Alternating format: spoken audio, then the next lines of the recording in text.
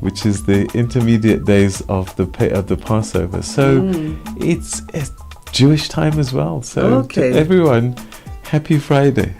Okay, so we have a lot on the program today, and coming up, a lot of, as we'll talk about what's coming up in terms of programs, but in the news, some interesting stories that we're going to be looking at a bit later on. The IMF reaches a staff level agreement set to unlock $441 million for Tanzania, and Nigeria cuts electricity subsidies by 35% after a tariff hike. We'll have more on these stories and others after the news with Joalani Tulo Mwepe and Sports with Fikile Lingwati thereafter.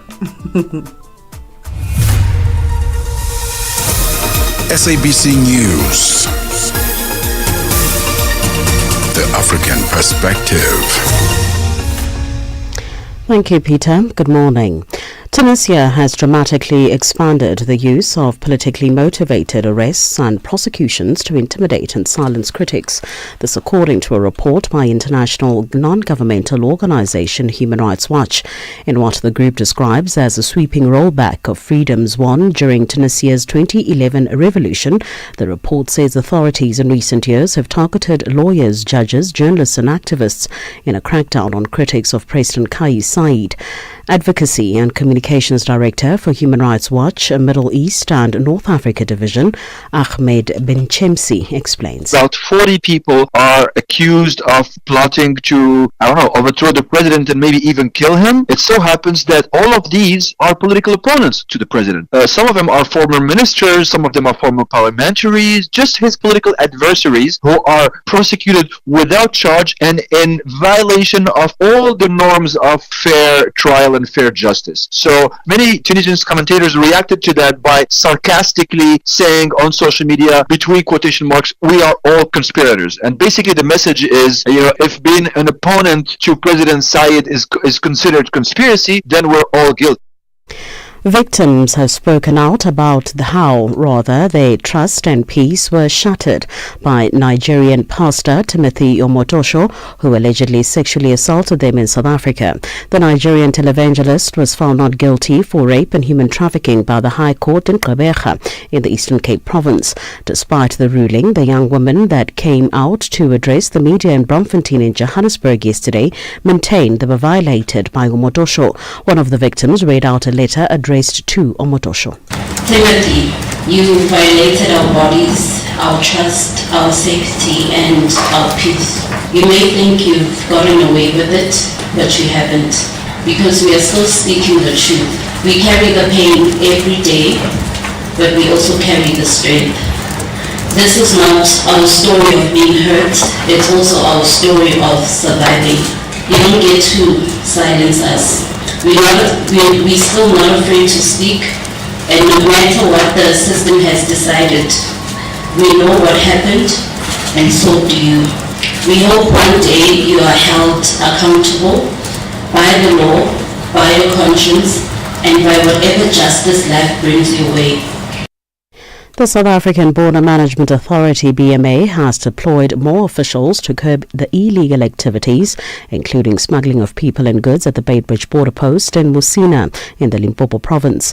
The port of entry processes a high number of travellers during the Easter weekend. BMA Deputy Assistant Commissioner Rudzani Mpilo elaborates. We have also deployed a high number of staff, brought other additional staff, even those that are from head office, just to enhance the capacity that we have in here. Immigration practitioners, health, agriculture, just to ensure that we are able to execute all our mandate, including that of our special functions. We have also deployed, additional ICT staff just to make sure that our systems remain breathing. If there's any other technical issues, technicians will be able to step in and address. We have also procured the infrastructure, including the temporary fencings, just to segregate the movement inside the port of those that are entering and leaving the country, and also segregate taxis from buses. Medics in Sudan say the city of Al Fasher has been transformed into a prison and place of mass killing after days of violence in the Darfur region. The group has said 57 civilians were killed on Wednesday in clashes and shelling of the city by the paramilitary rapid support forces at war with the army since April 2023. The BBC's Camilla Moles has the details. The Sudanese Doctors Network says there is no safe place for civilians and that homes, hospitals, mosques, schools are targets for the paramilitary rapid support forces. Medical groups and volunteers say more than 50 civilians have been killed in the most recent clashes between the Sudanese army and the RSF. El Fasher is the capital of North Darfur and has been under siege by the RSF for nearly a year. It's the army's last main stronghold in the area.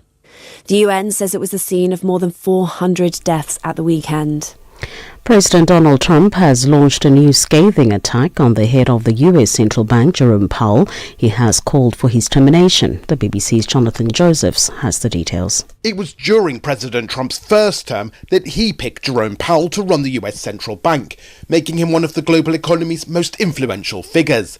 Despite that, he's long been critical of Mr. Powell's policies and has now said his termination cannot come fast enough. The president wants the Federal Reserve to cut the cost of borrowing, something which typically fuels economic growth. However, the Fed's twin mandate is to keep prices stable and people in jobs, and on Wednesday Mr. Powell renewed warnings that tariffs would push prices up for American consumers. He's previously said the president doesn't have the legal power to fire him. For any news stories you would like to share with us, please do send an email to newsroom@channelafrica.co.za or call us on +27 11 714 4459. For Channel Africa News, I'm Jolani Tulongwepe. SABC News. The African Perspective. Wake up, Africa. Peter Ndoro and Asanda Beda are here to help you rise and shine. Weekdays, 6 till 9 a.m. Central African Time. Only on Channel Africa. Shout out to Jabunko Lele for giving us some great music and bringing us to this point where we start Africa Rise and Shine. If you've just tuned in, my name is Asanda Beda with Peter Ndoro. So let's get into our Africa Roundup now, where we get into what's happened in terms of the news, a wrap of that, in case you missed some stories, and then also a kind of throwing forward in terms of what you can expect happening on this new day. So the World Food Programme, or WFP, says one of its teams has successfully arrived in Greater Khartoum on Thursday, where they are coordinating with local authorities to scale up assistance in Khartoum. Stefan Dujarric, spokesperson for the Secretary General, has more. The WFP aims to expand aid deliveries to nearly 1 million people over the coming months. Our colleagues also tell us that a convoy carrying 14 trucks carrying over 280 metric tons of food and nutrition supplies has arrived in Jabal Awaliya, which is south of Khartoum. This area is one of the areas that is at high risk of famine, so the delivery is well needed. This is the first delivery in Jabal Awaliya since last December. These first aid convoys are carrying assistance for about 23,000 people, and additional trucks are en route. Let's take a look at this story now. The Office of the Coordination of Humanitarian Affairs says that the volatile situation in North and South Kivu provinces of the Democratic Republic of Congo continue to fuel displacement crises. In North Kivu's Ruchuru territory, more than 25,000 men, women, and children, mostly people who've already been displaced, have arrived in the town of Kanyabayonga, and that has been since April 8th. They've been fleeing armed violence in Walikale and Lubero territories, and they need health care, they need food security, and essential household items. Support is also limited in the area, with only one of our partners being operational. Moving to Goma, our partners warn there that half of the displaced women and children living in collective centers are impacted by protection incidents. Resumption of basic social services in the areas required to meet needs and mitigate exposure to protection risks. Our next story now going to across Windhoek. Trade union leaders from across Africa gathered there in Windhoek for a strategic meeting to prepare for the upcoming International Labour Conference. President of the Trade Union Congress of Namibia, Paulos Hango, has more. We must work together as trade unions to protect the interests of the workers and trade unions. Trade unions and workers are working under very difficult situations. In many countries, governments and employers, particularly the multinational company, continue to hold wage down. The workers are facing a lot of restrictions in relation to the rules of the strike. A dispute between a British-owned tea plantation and a local community in Western Kenya has reached boiling point in what could be a sign of turbulent times ahead for tea producers facing a growing backlash over colonial-era injustices. Emma Jetle reports. The standoff follows several violent incidents at estates in Kenya, the world's fourth leading tea producer. According to the Kenya Tea Growers Association, or KTGA, these incidents threaten a valuable Kenyan export industry that supports 5 million livelihoods. From 1895 to 1963, British authorities seized vast tracts of land, much of which became tea plantations, according to a 2021 UN report. Babu yangu aliyezaa baba yangu. Kimasa's chairman Daniel Biwott said his grandfather lived on the land before it was seized around 1905. Belonging to the third generation of EPK employees, he believes reclaiming the disputed 350 acres would right a historical wrong. Awareness of historical injustices has grown since 2010, when Kenya established the National Land Commission, or NLC, to address the issue. In a major discovery, scientists using the James Webb Telescope found the strongest signs yet of possible life beyond our solar system gases in a planet's atmosphere that on Earth come only from living things. Sayaki Jasny reports.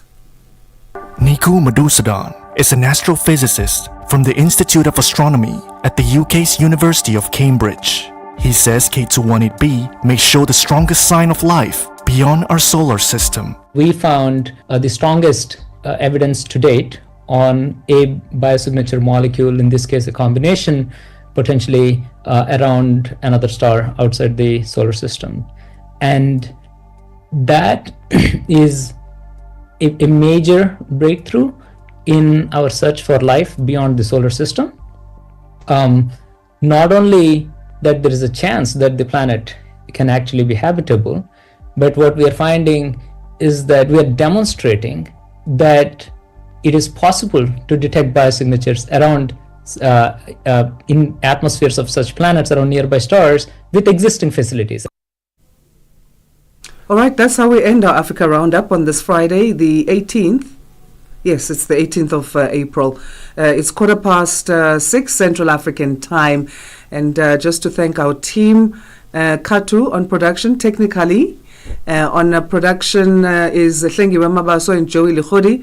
On our news desk is Jalani Tulo, and that's our team for today. All right, we'll get into our Friday Africa Wrap in just a bit. And do remember that you can get in touch with us on our social media platforms. We are on X, on Instagram, and TikTok as @ChannelAfrica1, and then Facebook is Channel Africa. Africa, meet Abedi. Yeah, that's me. Abedi is a music lover through and through. I really love African music. He's got a taste for all kinds of tunes and spends his days listening to Channel Africa. Guess what? He didn't know. Okay. Channel Africa wants to help Abedi and all music lovers everywhere to discover even more incredible music. That is why Channel Africa is calling on all African musicians to submit their music. Musicians, remember to give us all your relevant information. Make your submissions at music@channelafrica.co.za. Submissions are your chance to be heard on radio. But sadly, they do not guarantee that you will be playlisted. All submissions will be carefully reviewed to see if they meet our station's requirement. Channel Africa, the African perspective. Mornings made better with Peter and Asanda on Rise and Shine, weekdays 6 till 9 Central African Time on Channel Africa. Challenges, critical challenges in emergency care were under the spotlight in Nigeria recently. A pre-hospital emergency care stakeholder summit took place in Lagos, where solutions for building a more responsive and efficient emergency care ecosystem in Nigeria and the rest of the continent was under discussion. For more on this, Nhlanhla Mahlangu spoke to Dr. Stanley Ilechukwu, Executive Director at South Saharan Social Development Organization. That area of healthcare has been largely ignored. It's not been going as far as the rest of the other healthcare sectors have been progressing. So, being that the first inaugural summit, probably it might bring it to the forefront. People might start discussing it. Remember, this is not the first time. I would say Nigeria has had a lot of policies in place regarding pre-health emergency care. Even as far back as 2014, when the provisions were made in the National Health Act, the Basic Care Provision Fund, there were direct provisions made for emergency health care, but I don't think they were not implemented. So probably with this in line, it might spur the discussion and might begin to take it serious, especially across the entire states, because as you know, healthcare in Nigeria is can be done by both the federal and state governments. So you see some cases where some state governments have been very proactive, they've run with it, and it was fine for them. Lagos is a prime example. They're doing a few things, but not so widespread. Usually sit in highbrow areas, Ikoyi, VI, where you might see some emergency care services. And even sometimes, and again, sometimes in Ogun State as well, but it's not so widespread. So probably having this summit would bring it to the fore again, and discussion would begin, and the governments and stakeholders might now look into implementing something that goes across the entire country. Emergency medical services are a crucial but often overlooked part of Africa's healthcare system. Now, what could be the reasons for this? Well, some level, I think the governments in place do not see healthcare as something that they need to do or they need to prioritize. It is not as shiny as a new road. It's not as or probably how it's prioritized. I'm sure we've been to so many conferences, so many meetings on healthcare, but for some reason it just goes through one ear and leaves through the other ear. So government doesn't take it serious. So you see most times out-of-pocket expenses for in Africa is the highest across the entire world. Sometimes over 90% people pay out-of-pocket expenses for healthcare, and I don't think that will change anytime soon. Unless there's a critical shift in the mindset of individuals and governments, and things might now change. But and probably also, my thinking is also in two ways. As economies grow and people become more enlightened, I think they tend to invest more in healthcare. So let me give you a particular example. As the Nigerian middle class grew, the health insurance subscriptions also grew. So when economy shrinks, those things also kind of shrink as well. So I think that there are two things working here. Government is not interested in healthcare to a certain extent. They do things, and one might say probably because they feel that donors would always have their back. So you have so many programs in Nigeria being run by foreign donors, and now gives government the room to just stay back and do things with their own funding. And then when you're now caught with your pants down, as you are caught just a few early this year with the Trump excessive order, you now find your healthcare is so less funded and so much dependent on external funding, and becomes less resilient and open to shocks. Things will change over time, I hope, but I'm not too confident that things will change. What are some of the challenges that hinder the expansion of emergency care in Nigeria and the rest of the continent? Primary one might be knowledge, getting to know about it, and offering that service is service that one can provide. I remember this is not a service that you might say might be provided by a private sector. I might see there are some private ones available currently right now, but they are so expensive that no one can afford it. It's only available to the high net worth individuals. But ones that work for public good, it's not what's it called. I think what hinders is basically funding for it, because government has other priorities, and also the current things that would make it run, things that you need to run it. You need good road networks. You need internet connectivity, you need trained personnel. So it's not as easy as putting a vehicle on the road. You need to have personnel that are trained in providing these paramedic services. Especially right now, when healthcare workers in Nigeria are exiting the country. So anyone that's available right now would not go into paramedics. They would rather put it to stay in the health facility than being on the road to offer emergency services. So those things is becoming a vicious cycle.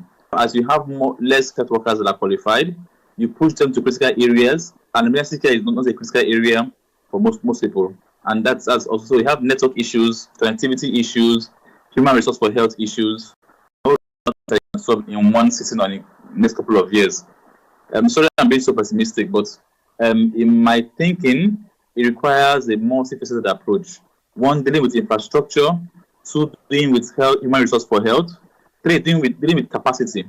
Now, once you have all these things in place, you can now begin to, and again, a knowledgeable populace that can demand for it.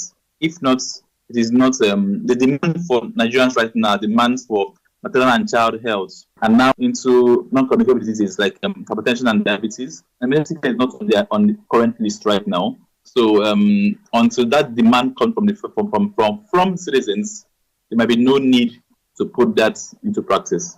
And those, I think, does this particular thing does emergency healthcare from picking up and running. The World Health Organization, the WHO, says that after more than 3 years of intensive negotiations, WHO member states have taken a major step forward by forging a draft agreement for consideration at the upcoming World Health Assembly in May. The proposal aims to strengthen global collaboration on prevention, preparedness, and response to future pandemic threats. In 2020, the world was hit unexpectedly by COVID-19, which left millions dead worldwide. Sisi Sechalo has more. Looking back 5 years ago, COVID wreaked havoc since it was declared a pandemic. Since then, efforts have been made to better prepare for such eventualities. The WHO says following 13 rounds of meetings, 9 of which were extended, and many informal and intersessional negotiations on various aspects of the draft agreement, the INB today finalized a proposal for the WHO pandemic agreement. As the influenza season begins, particularly in the southern part of Africa, some residents worry about the return of COVID-19. In South Africa, the influenza season started 4 weeks earlier than last year, and the earliest since 2010. This is according to the country's National Institute of Communicable Diseases, NICD. The head of epidemiology at the Center for Respiratory Disease and Meningitis at the NICD, Dr. Sibongile Walaza, explains further about this. This year's flu season has started early. However, we don't know why that is so. What means that the influenza viruses started circulating earlier than what we were expecting. And also to note that the fact that it started early, it does not mean that it's going to be a severe season. Anybody can be infected with influenza. However, we do have a group of people in whom when they have the influenza, then they have a more severe illness, resulting in hospitalization, and for some of them even deaths. This includes the elderly, that is individuals who are 65 years and older, pregnant women or women who've just delivered within 6 weeks of giving birth, people with underlying conditions like chronic lung conditions like COPD or asthmatics, and also, and in addition to those, then people who've got who are immunosuppressed. For an example, people living with HIV. Walaza says a bad flu does not equate to COVID-19. However, COVID is still there, with mild symptoms being experienced. Channel Africa took to the streets of the city of Johannesburg to ask the residents if they are already having the flu and whether they are ready to take the vaccine, which experts are encouraging. My name is Bonko Silanga. I haven't had any flu. I am immune into flu. So I haven't had anything, to be honest with you. This whole year I haven't had anything. And the vaccine, I haven't heard of anyone who's actually maybe taking the vaccine or whatever. I don't take flu shots. I've taken flu shots when I was younger, and it did not help, number one. It just got me sick in the beginning, and then later on I'd get flu. So in my opinion, it never really worked for me. I don't know if it works for other people because of their DNA. I've never taken it before. It's never really interested me. I also don't really get sick that much during the winter, so I've never had a reason to take it. I didn't realize it was already April, but I must get it. I think it is good to take the flu vaccine. I always get it every year. I get asthma and I get it. Residents are encouraged to take the flu vaccine, rest and keep hydrated during the winter season in the country. For Channel Africa, I'm Sisi Sekhalo in Johannesburg, South Africa. Zilipendwa na I am Henry Shekif. Baita, mambo vipi? Poa. Mwaka 2025 mpaka hivi sasa ukoje kwa upande wako mzee baba? Kabisa, kwa sababu tumejiandaa vizuri. Kama mwaka jana tumefunga vizuri na Septemba, mwaka huu tumefungua vizuri na hatari sana. Mzee umejipanga, utaki kutupumzisha? Maana mwanzo alikuwa analalamika sana, you spend long time without releasing songs blah blah. Now I need to back to back. Platform, mambo vipi? Mambo poa kabisa, wanasemaje huko SA? Yani huko kuna shangwe, yani la kufa mtu, sikwambie mtu babu.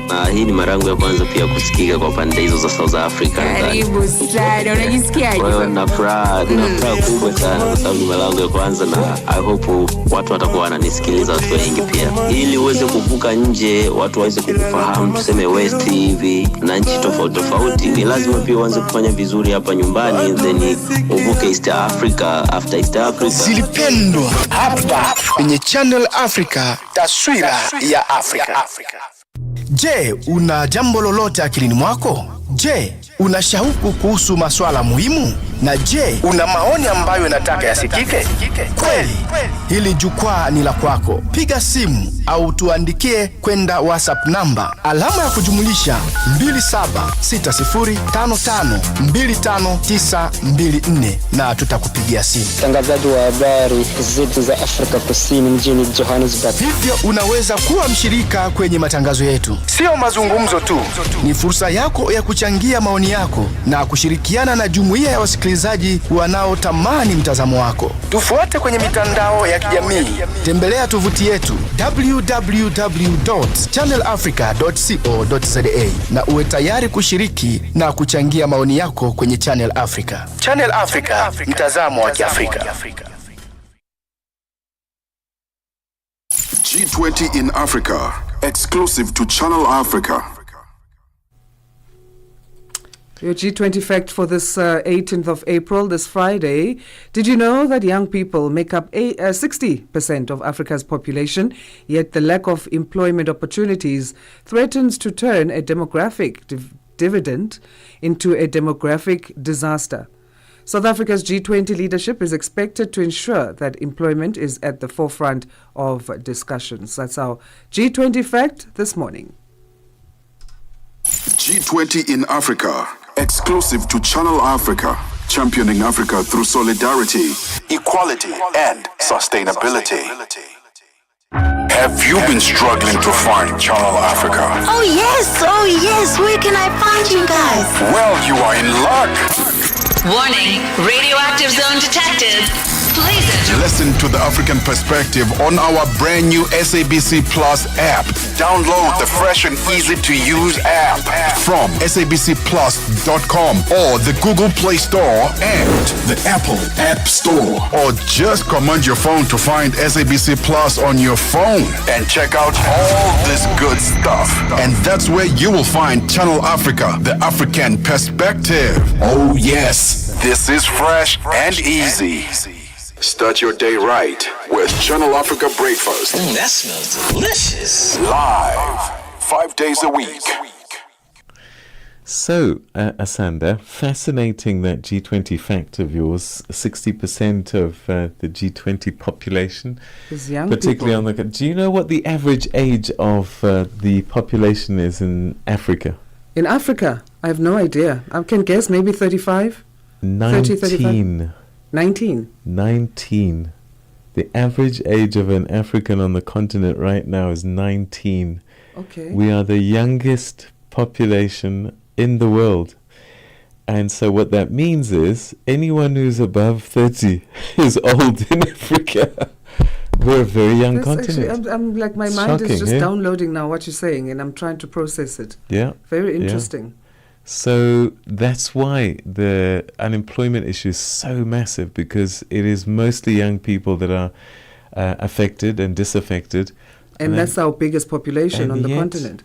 Our average age of our presidents is probably 70, 65, 70, But then 80. now that brings a different angle to the unemployment debate, because the biggest population is young people. Yes. So the unemployment figures will ultimately be high. Yes. And we are being led by old people, 2 generations older, maybe even 3 generations older. That's than like the grandfather people to the 19-year-old, the president. So the question now becomes then, do they have what it takes to manage such a young population? Or should the presidents across the continent be much younger, given the youth and the age of the populations? I mean, if they could put Barack Obama, president of the US, in his 40s, surely in Africa, continent where most people are 19 years old, we shouldn't be having presidents and 80, Macron 90 also years in his old. 40s. Yeah, at exactly. the time he was elected president of France. And the British Prime Minister also in his 40s. We had someone in his 30s in South America recently. So I think it's a huge question, and perhaps something that we need to interrogate about the age of our heads of state on the continent. They should be much younger. Yeah. They should be much younger. But anyway, talking about employment, high levels of unemployment in African economies have led to the growth of the informal economy, as more and more people are seeking ways to make a living outside of formal employment. About 80% of employment in sub-Saharan Africa happens in the informal sector because of a lack of adequate economic growth to create jobs and financial and regulatory barriers to starting formal businesses. Dimakatso Lishura has the details.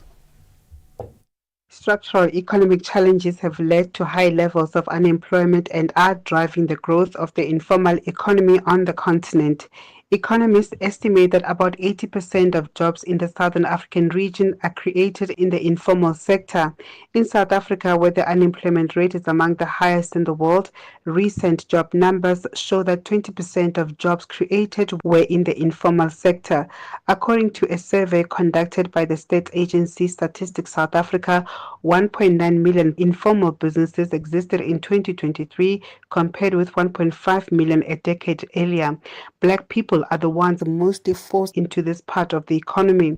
Political economist at Zanuguru Advisory in Zimbabwe, Kevin Tutani, says this is not a good thing. He says it reflects the weak state of an economy. Informal economy's participation to GDP in the USA, for example, is 7% of GDP, right? In China, informal economy's contribution to GDP estimates set it at around 12.7%. In South Africa, estimates set it at around 25% of GDP. And if we're talking of the broader Southern African region, we talk of countries such as Zambia and Zimbabwe, we're looking at 40% of GDP for Zambia, 65% of GDP in Zimbabwe. But as you can tell, the greater the level of informality, the poorer the economic narrative. He says African governments need to industrialize and grow their economies to middle income and upper middle income levels. Policymakers must not just set out and say, we want greater formality, we want to legislate greater formality. They should particularly aim for more vibrant economic activity. And when that happens, then they can perhaps begin to legislate when the economy is in an upswing, amongst other things. Because these businesses are not formalized, government misses out on crucial tax revenue like value-added tax and personal income taxes.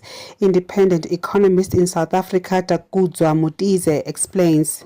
Estimates suggest that between 200 to 300 billion rands in potential revenue remains uncollected each year from the informal sector. The informal economy itself, though, contributes significantly, about 750 billion in value to the South African economy. However, many informal businesses still pay indirect taxes. So we have VAT on the goods they buy from the formal sector, and we also have import duties that they pay on some of the products they sell. So they are contributing, just not through formal tax channels. Mutize says South Africa's government has over the years put measures in place to support informal businesses, but these efforts have not always found their way to businesses where they are needed. We also have, the 2014 launch of the National Informal Business Upliftment Strategy, the NIBUS. And then post-COVID, we have the Economic Reconstruction and Recovery Plan, which promised to cut red tape and improve access to finance for businesses, formal businesses as well as informal businesses. So we have these policies at national level and strategies at national level. Despite all this, progress on the ground has been slow. He added that there are many regulatory and financial requirements which pose a barrier to entry to the formal economy. Only 10.7% of informal businesses had licenses.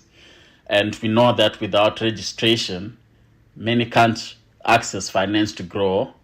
Banks often require collateral or formal documents.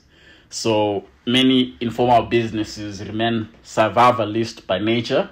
South Africa's government has ramped up efforts to have businesses like tuck shops mostly in townships registered and formalized, but even this has proven a battle because of the stringent requirements and may in turn leave many of these businesses operating illegally. For Channel Africa News, I'm Dimakatso Leshoro in Johannesburg.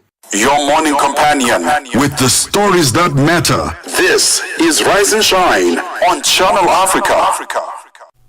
South Africa's Minister of Finance, Enoch Godongwana, Reserve Bank Governor Lesetja Kganyago, and their teams are set to leave for Washington, D.C. this weekend. Their trip comes ahead of the International Monetary Fund, or IMF, and World Bank spring meetings, which officially begin this Monday. But this year, the meetings carry added significance for South Africa, which is currently serving as the Group of 20s or G20 president. Channel Africa business reporter Innocent Semosa has more. As South Africa prepares to host the second finance track meeting in Washington, D.C. later this month, it's set to lead discussions on key global economic challenges. Among the main topics will be debt sustainability and climate finance for developing nations, critical issues for both the global economy and South Africa's position as an emerging market.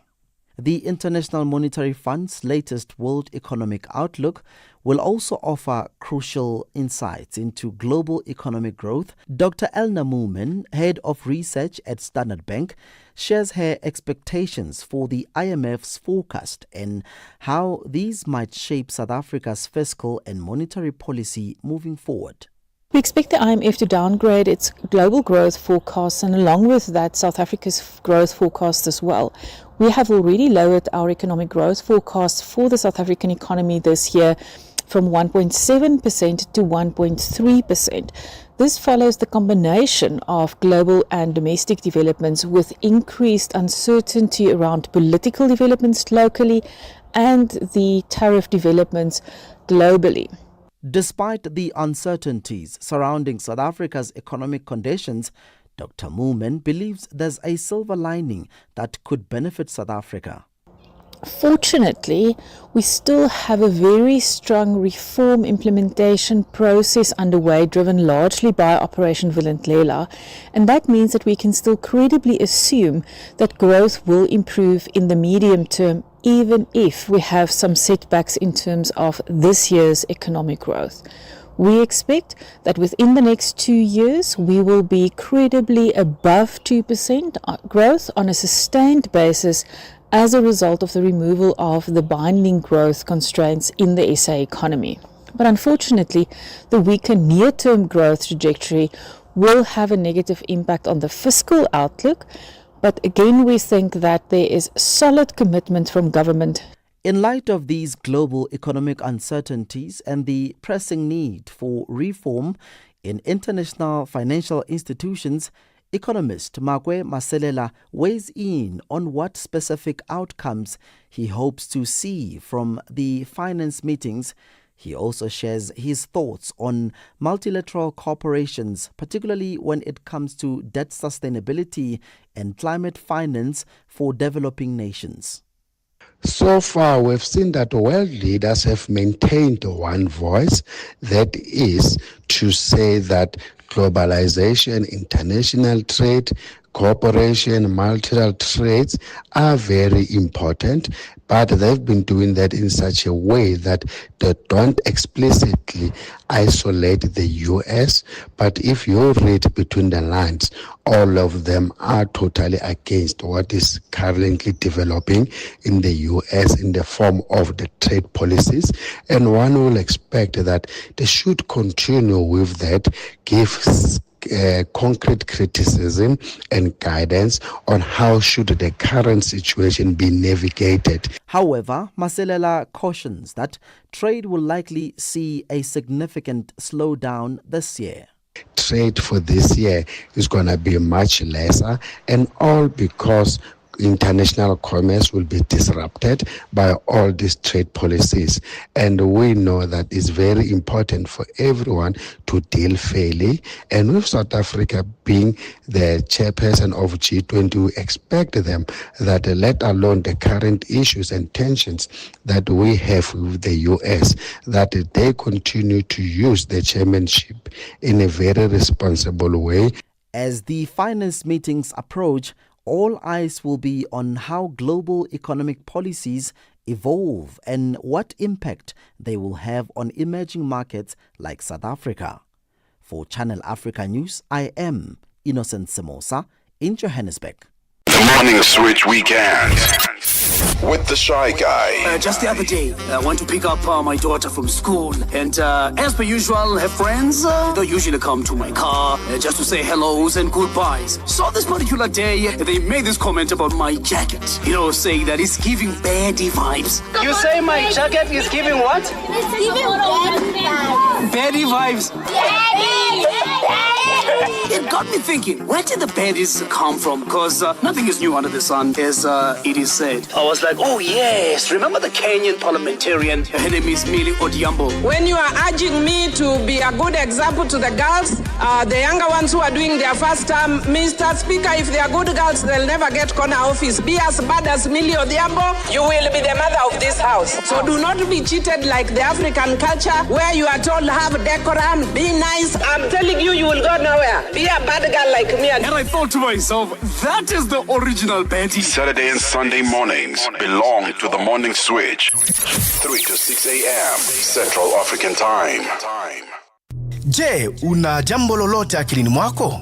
Je, una shauku kuhusu masuala muhimu? Na je, una maoni ambayo unataka yasikike?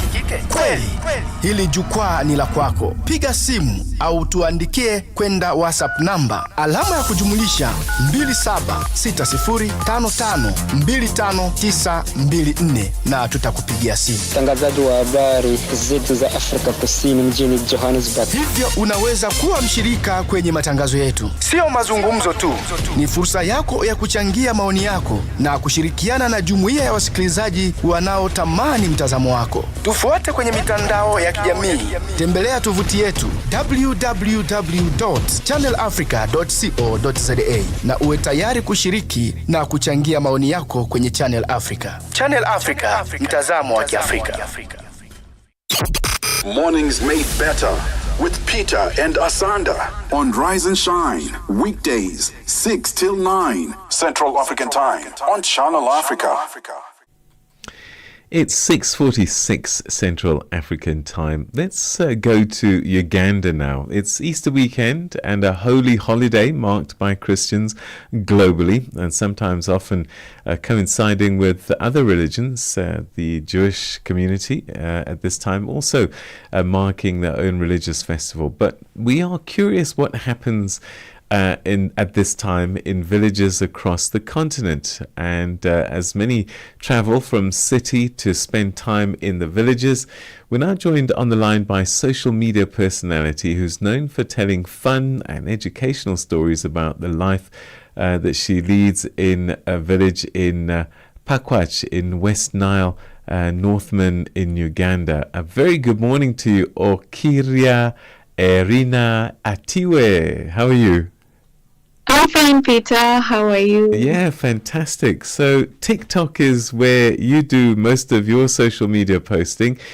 Tell us a little bit about what you like to do and why you think it's become so popular.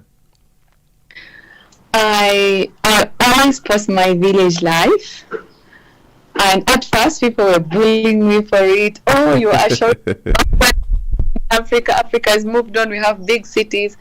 Yes, I've lived in a big city, that is Kampala is our capital city, and also in the village. So during school, every moment I would go to the village, and I'd come back, tell my friends stories, and they think I'm telling them some old movie or something. So when I got a chance to show that, I'm going to show them everything, and I'm so glad people now are getting to appreciate our way of life. Wow. So tell me a typical day in the village that's different from Kampala. Actually, our days differ depending on the season, dry or wet. But let me just go through. Women will wake up. You have to prepare children to go to school. Yes, we have schools. I don't know if prepare kids to go to school, then go to the garden, because whether wet season or dry season, in the wet you have to go planting, in the dry you have to waste the food that you're going to feed your family with. Yeah, so you go to the garden, that takes up to midday, then you come back, cook. In the evening, it's like you're always doing something. I come up, help you prepare now the food for the next day, something like that. Do you miss the city? I don't. So it's Easter now. What happens typically in the village? Because I remember when I was growing up, there was a lot of movement over Christmas and Easter from the city to the villages, because most of us, when we say we're going home, we actually mean we're going through to our villages. So what happens? Is it a special time? It's a very special time. I believe we don't differ a lot. Only that the movements in Easter are not as much as those for Christmas, because now for us, our village is around 6 to 8 hours from the city, and a few of our relatives really moved back on Easter because they always would have come for Christmas. So Easter is only those in the nearby towns that come back home, but very few from the city really come back home. So what are you going to be doing this Easter? Today is Good Friday, isn't it? Yes. So what are you doing in your village today? Today, Good Friday, we don't go to the garden. You know, it has come at a time whereby this Easter has come at a time we are planting. It's a planting season. The rains have just come. But we can't go on Good Friday because there is if in the village your garden will not come out well if you go to work, yet you're supposed to be in church. So we are not going to the garden, we're just going to go to the church to have our service. Then other churches are going to be having overnights, and feasting starts today actually. Wow, so you're going to be eating lots of things. What do you do? Do you do the things like the Easter eggs and things like that, or is there something different in your village? What are eggs now? We don't have that. Well, I don't even know about it. For us, it's all about just cooking and eating with family. So is there a special meal that you cook around Easter at the village? Whatever we cook, there has to be a meat. Yeah. So a certain animal has to lose its life. Oh dear. Yeah, I guess that's just the way that things go. So what happens in terms of the chiefs and the village headmen? Is there anything that they do at this time? It's just right now the village people who still have a bit of food spared. Yeah. For example, we are planting season. If you have seed spared that you're not planting, people are taking gifts to the chief for a celebration of Easter, because he hosts like these different village leaders, so different people contribute to that event. Yes. So one of the other things that people often complain about is that they say that the people in the towns and the cities have lost their culture and their traditions. Are you finding that those traditions and indigenous cultures is quite well preserved in the villages, or because of social media and things like that, that even life in the villages is changing? So yes, life in the village is changing. You know, every time I come visit, I'm going to introduce something new from the city or something like that. And if I'm to be honest, because of the way our relatives who are in the city package themselves, they sell it to the village people like, okay, town is the big deal. And if I'm to say the truth, most people in the village who have never been to town, they young in town.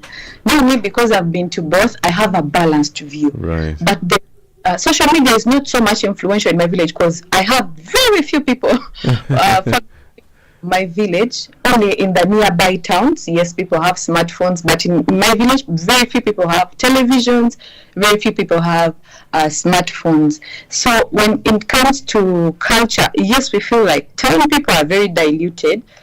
So we always hold those cultural festivals in town, not in the village. So we have our Luo culture going to even be happening this Easter. So tomorrow I'll be traveling to town. We want to spread that one. Everyone can be proud of their culture. It really puts me off to hear someone faking a European accent. They don't. Like, parents are proud that their kids can't speak the local languages. Wow. They only English. And here it is cool, I'm telling you. And I find it so disgusting. So we are having these festivals every often, like every quarter, to make people proud of who we are. We go dance, speak the local language, dance to the local music, and spread the news all over. Yeah. Asante sana. We're going to have to leave it there, Okiria, but have an awesome weekend. And I look forward to seeing what you're doing today on TikTok. Oh, I'm not going to do You're not anything posting today. TikTok can take a lot of time, so I always to bond with family. Okay, take care and have a lovely time with your family. Thank you very much, Thank Peter. you. Take care. Bye-bye. That is TikTok sensation in Uganda. She posts from her village and wants to celebrate village life, and has gotten quite a big following, Asanda. Yeah. That sounds so lively. I think we needed that this early in the morning. We have a very special song, and I want you to introduce it. Go and yes, look but in there. before we get to the song, I want to know, because today, for those who are not aware, or maybe you still haven't woken up fully, it is the Independence Day of Zimbabwe. Yes, it is indeed. On the 18th of April, 1980, you were still there in Zimbabwe, because I know you were in Zambia at some point. Yeah, then you went to the UK. I was a teen. Yeah, what was that like that day? It was exciting. Do you remember? I do. I remember it very, very, very well. Bob Marley came. And he came in a big jet with his own equipment, and he did it all for free, hey?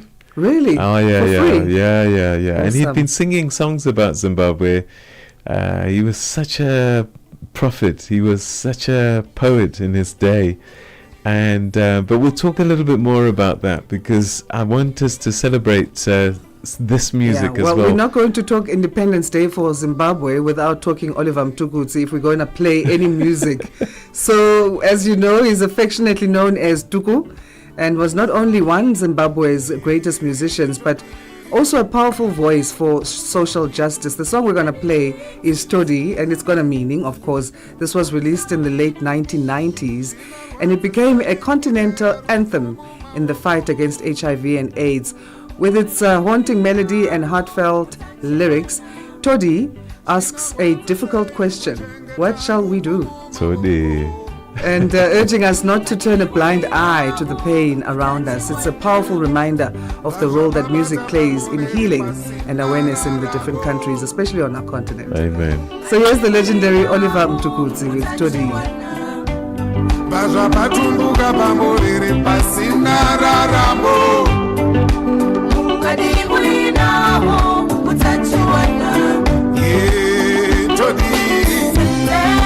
What shall we do? What shall we do? What shall we do? What shall we do? What shall we do? What shall we do?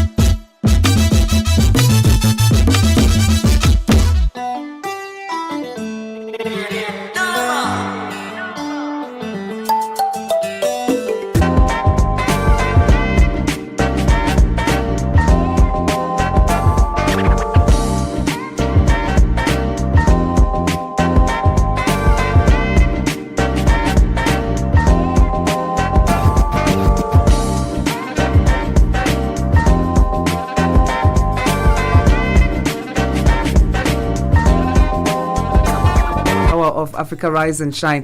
If you've just joined us, wishing all our Zimbabwean listeners a good Independence Day a commemoration very special anniversary. time. I don't know how people refer or prefer to it. And if we misplayed Oliver Mtukudzi there, I think everybody's happy about that song choice. Absolutely. Do you know what? It's a powerful song, because HIV was a problem in Zimbabwe for a long time, but they've started to really turn the corner in terms of managing it. So I think it's a celebration that things like that can be dealt with. So. But it's a big day, 1980, Bob Marley, him come to Zimbabwe. Free. Yeah, awesome stuff. Lots to come up in this hour of Rise and Shine. We go to Gambia and give you an update on that. And also we'll be looking at African markets review later on in the show. All of that and more coming. Of course, we are on DSTV 802, on OpenView 628, on www.channelafrica.co.za, as well as SABC Plus. No sport today, but I want to tell you, perhaps the most exciting football match ever. Yeah. Man United won 5-4 yesterday, and they were 2-0 up at half-time, 2-2 at full-time, and in extra time they were down 4-2, and then they scored 3 goals to win 5-4. Exciting. It's never too late, eh? You see, with these matches, anything can happen. Yeah, exactly. All right, let's get into the news. Good morning to you, Jwalani Tulo Mwebe. SABC News. The African Perspective. Thank you, Peter. Good morning. Tunisia has dramatically expanded the use of politically motivated arrests and prosecutions to intimidate and silence critics. This according to a report by international non-governmental organization Human Rights Watch.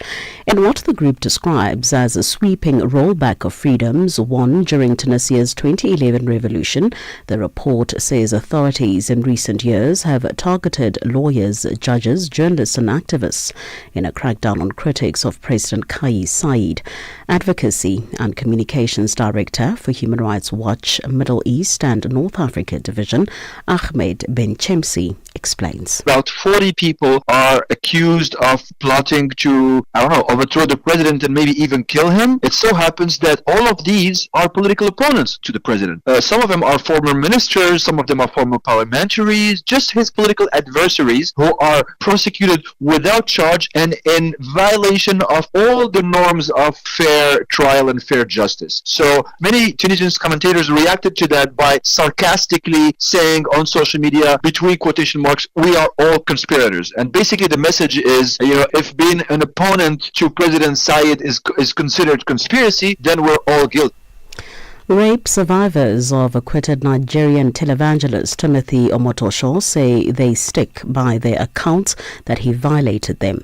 The Nigerian televangelist was found not guilty on all 32 charges that include rape and human trafficking by the High Court in Gqeberha in the Eastern Cape Province.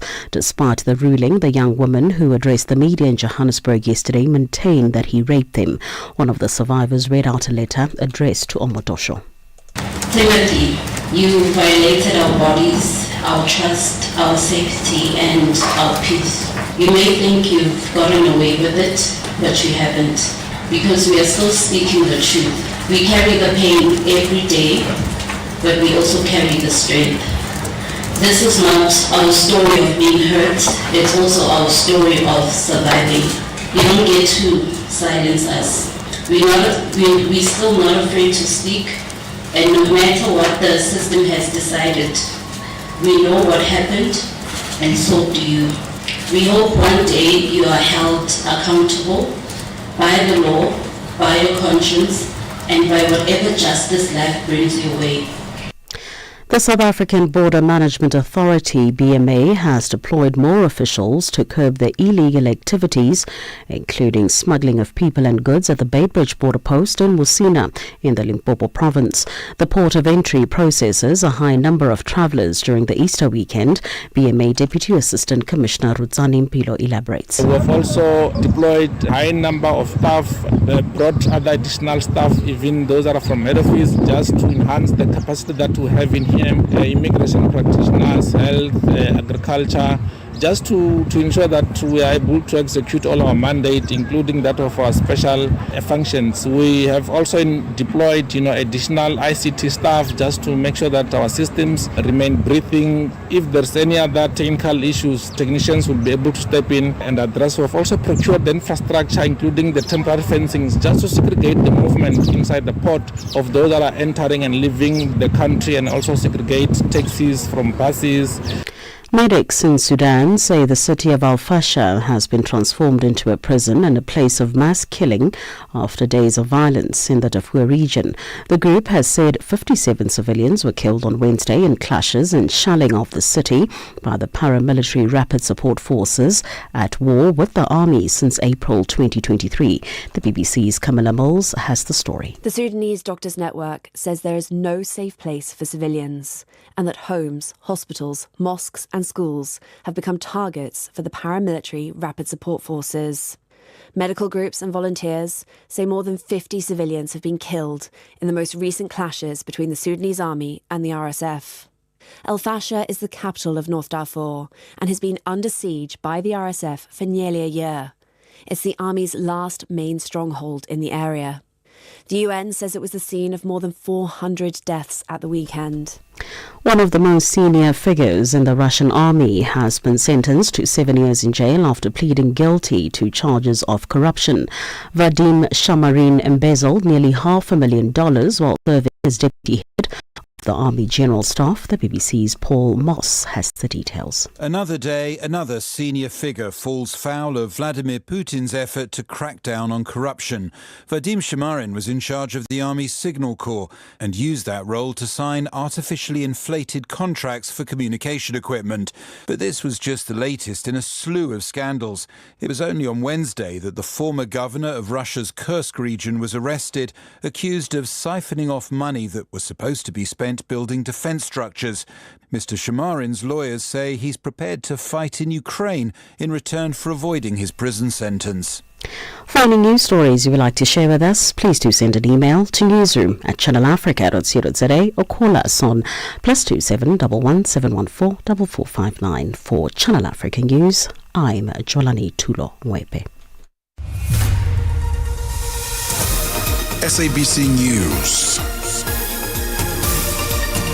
The African Perspective. Start your day informed, inspired, and entertained. Asanda and Peter bring you Rise and Shine. Weekdays, 6 till 9 a.m. Central African Time. Thanks, Tralani, for that news update. 8 minutes past 7 Central African Time. Good morning if you've just joined us. A former Gambian soldier has been convicted on torture charges by a U.S. court for his involvement in crimes committed when Yahya Jammeh was in power in that West African country. Michael Sankorea was found guilty of being part of a conspiracy to commit torture against suspected opponents while serving under the military unit known as the Junglers. His conviction follows a week-long trial in Denver, Colorado, that's in the U.S., under a rarely used law that prosecutes crimes committed outside the U.S. To discuss this, we joined on the line by Sira Ndoro, chairperson, Alliance of Sira Ndoro, who is chairperson of the Alliance of Victim-Led Organizations in the Gambia. Sira, thank you for joining us. Good morning. Good morning, Asanda. Thank you for having me on the program. We appreciate your time. Your reaction, firstly, to the conviction of this former Gambian soldier, Michael Sankorea. Of course, this news is very much welcomed by the victims community in the Gambia and the Gambians alike. It's been something that we've been working on for a while. As you were, Sankorea was arrested in 2019 for overstaying his visa, but through advocacy work by victims and Gambian civil society organizations and international civil society organizations like Center for Justice and Accountability, Trial International, and many others, our advocacy work resulted in him being arrested in June of 2020 and charged with the torture that he had was alleged to have committed in the Gambia. So definitely very much welcome news that he was indeed convicted for this for the crimes that he has committed, because there's been felt that people felt that because he's left the jurisdiction, he might have thought that he might escape with his crime. So definitely welcome amongst the victims community, a profound moment for the survivors of the torture as well, in recognizing their pain and suffering, and their right to justice. It was a week-long trial there in Denver. What do we know about this rarely used law that prosecutes crimes committed outside the U.S. and what it provides for? Well, the law provides for any. It's on the universal jurisdiction principle that was domesticated in the U.S. So in that international principle, any individual who's found to have committed such crimes against humanity, and war crimes, genocide, etc., can be prosecuted by a country where they are found, whether it is the country where they committed the crime or not, or whether this crime was committed against individuals or citizens of that country or not. So that is what the USA invoked in the case of Michael Sankoria to try him for torture. And if I just may add that Michael Sankoria in the Gambia has also been allegedly has been charged, or not charged, but he's been found to be criminally liable for extrajudicial killings and enforced disappearance as well. But at this point in time, the U.S. does not have that law in their law books in the United States. It has not been domesticated. So his charges were only torture against 6 individuals and a conspiracy to commit torture as well. As you say, in 2018, Gambia's Truth, Reconciliation and Reparations Commission accused Jammeh and dozens of his lieutenants of extrajudicial killings, enforced disappearances, torture and other human rights violations during his rule. Mm-hmm. Recently, there was an arrest warrant issued for Sana Manjang, who was also a key figure in the Jammeh regime. What will happen next to him, and what are your thoughts and reactions to that? Well, Sana Manjang has actually returned back to Gambia and was arrested. The arrest warrant is not just against Sana Manjang, but many of the other junglers that you mentioned in your opening statement about this case, about the situation in Gambia, that many of them have arrest warrants against them. Some of them have fled Gambia and are in other countries, including Michael Sankoria. There was another jungler who was tried back in Germany, where they found him, and a minister who's tried in Switzerland, where he fled to. So, those in Gambia here are still walking around free, because we are working on a special tribunal that is being set up. That's what the government is working on. So the crimes that they have committed, like torture, extrajudicial killings, enforced disappearance, rather, we do not have those laws in our domestic laws. So we are not able to try them based on that, except unless we try them for lesser charges. So recently, late last year in December, the Gambia government entered into an agreement with what was approved by the ECOWAS community to set up a special tribunal with the backing of ECOWAS. So with that special tribunal, that's where we're expecting for Sana Manjang and the other junglers who are in town, some of them who testified during the Truth Commission. We're expecting them and advocating and working with the other stakeholders, including the Gambia government, for them to be tried on through that court, rather. Some have criticized the slow pace in pursuing justice in these cases, saying that the government is also selective in its pursuit of accountability. This was 20 years ago when this failed coup against Yahya Jammeh happened. What are your thoughts on that? Yes, but 20 years ago, that was during the regime of Yahya Jammeh. So until Jammeh left, there could not have been any prosecution, because he was the one that was allegedly ordering these killings and these tortures. So when he left in 2017, the new government that took power, the coalition government at that time, they ran on a transitional justice agenda, and that's when it started in 2017. They proceeded with all of these legal setups, the truth commissions, the other commissions that look into financial dealings, constitutional review, and all of those things started then. So the process has started, and yes, for the victims particularly, it's very slow, and like you mentioned, in some cases selective, because there are other people who committed torture who were tried, and have been found guilty and are serving prison sentences. Just really including one of the junta members at that time, who was one of the co-coupists at the time of Yahya Jammeh in 1994. He was tried and was found guilty and is serving a life sentence at the moment. So the government at that time decided to have a parallel approach, a linear approach rather, where they were going through the process in a linear fashion, where they will go through the Truth Commission, and then once the Truth Commission finishes their work with their report and recommendations, then they will start prosecution. But like I mentioned, there are a couple of cases that were tried before. So we have always been advocating that we didn't need to wait for all of this time. But of course, advocacy, you keep going, and the government at the end of the day might continue doing what they want. But yes, some of us believe that it was selective justice. There could have been more trials that could have been done in the Gambia during that time, especially after Jammeh left. But unfortunately, we are here, but we continue to work and make sure that regardless of the time, we will continue to work and push the government, put pressure, and with the support of the international community, get the results that we want, in the sense that justice will be served against these perpetrators to end impunity. All right, and just finally, this Gambian soldier, or former Gambian soldier, Michael Sang Korea, went into the U.S. to work. And so prosecutors were also saying that he's overstayed his visa there. What will happen on that in terms of the law that he has to face? Well, I mean, that trial, I understand, is still on. That case is still open and active. I am not sure what will happen at this point in time that he has been found guilty of these torture charges. If the maximum penalty is put on him for the torture, it will be 20 years for each of these counts, and the 6 counts that he's been found guilty of, that'll be 120 years in total. So I don't know how the U.S. government is going to be looking at that charge, which is still out and active in the United States as well. So I'm not sure that I cannot comment on that at this point. Well, thanks again for enlightening us on this. We appreciate your time again, Sarah.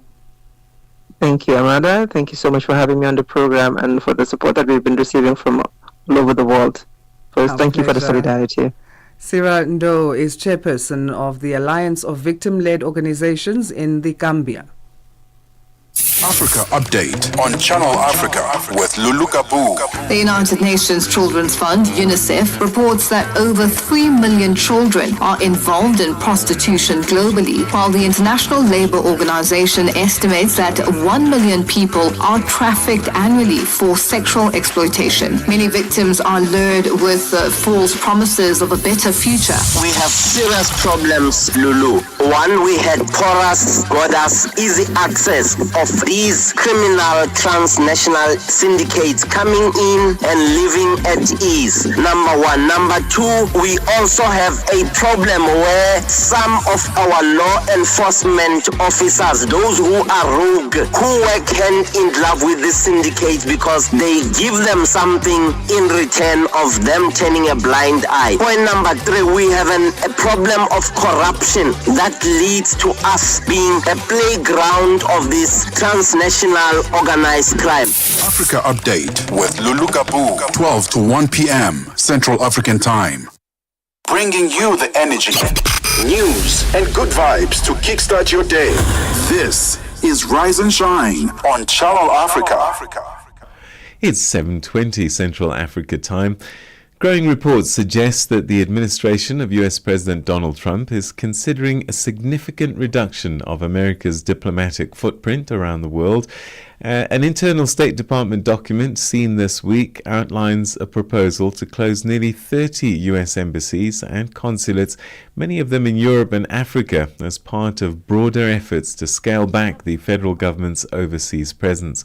Among the missions reportedly targeted are embassies in Lesotho, South Sudan, and Central African Republic, as well as consulates in countries like the UK, South Korea, and South Africa. Whilst it's still unclear whether Secretary of State Marco Rubio has actually signed off on the plan, the closures would reportedly be accompanied by the redistribution of responsibilities to neighboring missions. To unpack the implications of these proposed moves, we're now joined on the line by Dr. Houston Kasongo Chiputa, who's a historian, researcher, consultant, and political and socio-economic analyst. Thank you so much indeed for joining us, and welcome to the program. Thank you very much. Good morning. What should we read into this move or potential move by the US? Is it something unusual? Well, quite unusual, yes, but from perhaps the Trump administration's point of view, it may not necessarily be that unusual. Because when President Trump announced that his intention was to make America great again, it meant that they need to redefine how America relates with the international community. And perhaps that is what brings in this redefinition in terms of closing embassies perhaps in Africa's point of view, what I may call small countries. Though those small countries may also have their own strategic relationships with the USA. But I'm not trying to defend Donald Trump, but I do see quite a number of countries that will send an ambassador, and they may be based in South Africa, but they'll also be the ambassador in Eswatini and also in maybe Lesotho, even though that they're the South African ambassador. So it sounds not unusual to me that, especially where there's smaller countries neighboring one major one, to have one ambassador for the three. Well, hello? Yes. Yes, that is the correct position, because you see, for us developing countries, in fact, if I was to give an example of Zambia embassy in the USA, apart from Brazil, literally looks after the Caribbean, looks after Central America, and looks after South American Zambian interests. So from that score, perhaps the Americans, though we think America is such a big country, cost should not be a major factor. But it certainly is, because America has a deficit in billions of dollars, and President Donald Trump wants to literally scale that back by cutting cost and doing various other things. So that is what perhaps we can say it may not be as unusual as the world would like to think. But then it's unusual because the position that America enjoys, the position that America is looked at in terms of its significance in the geopolitics of the world, is that it is supposed to be present everywhere. That's the psychology, the post Second World War psychology that the Americans have created for themselves, that they are supposed to be present literally everywhere. And so when they begin to scale back, other countries, other people begin to say, wait a minute, why is this greatest country all of a sudden scaling back? Are they not necessarily great after all? So some of these questions will arise. But yes, just like many other countries, have embassies that look after interests of their country. In several other countries that neighbor such a country where their diplomatic presence is established. So what are the implications diplomatically when a country takes out its embassy from your nation? Yes, a lot of these countries are smaller, but they will feel slighted, I'm guessing. Yes, indeed. Let's look at Lesotho, for example, and South Sudan. Perhaps Lesotho political stability is guaranteed, so that may not be a major problem. But I know that matters of health, matters of social issues and other things are priorities in Lesotho, just like in other developing countries. And America is looked at as one such country that does help a great deal in scaling up nutrition, in scaling up many other things. And withdrawal, and therefore Lesotho having to deal with the USA from another country, which is South Africa, quite close by, yes, but in terms of diplomatic terms, it may not be very comforting for the people of Lesotho. And in any case, it will increase the cost for Lesotho. Of course, it will reduce the cost for the USA. But the Lesotho government officials meeting US embassy staff have to travel into Pretoria to meet these people, and that increases their cost, that increases their travel time and things like that. And so that complicates a lot of things for Lesotho. For South Sudan, it's even worse because South Sudan is quite unstable.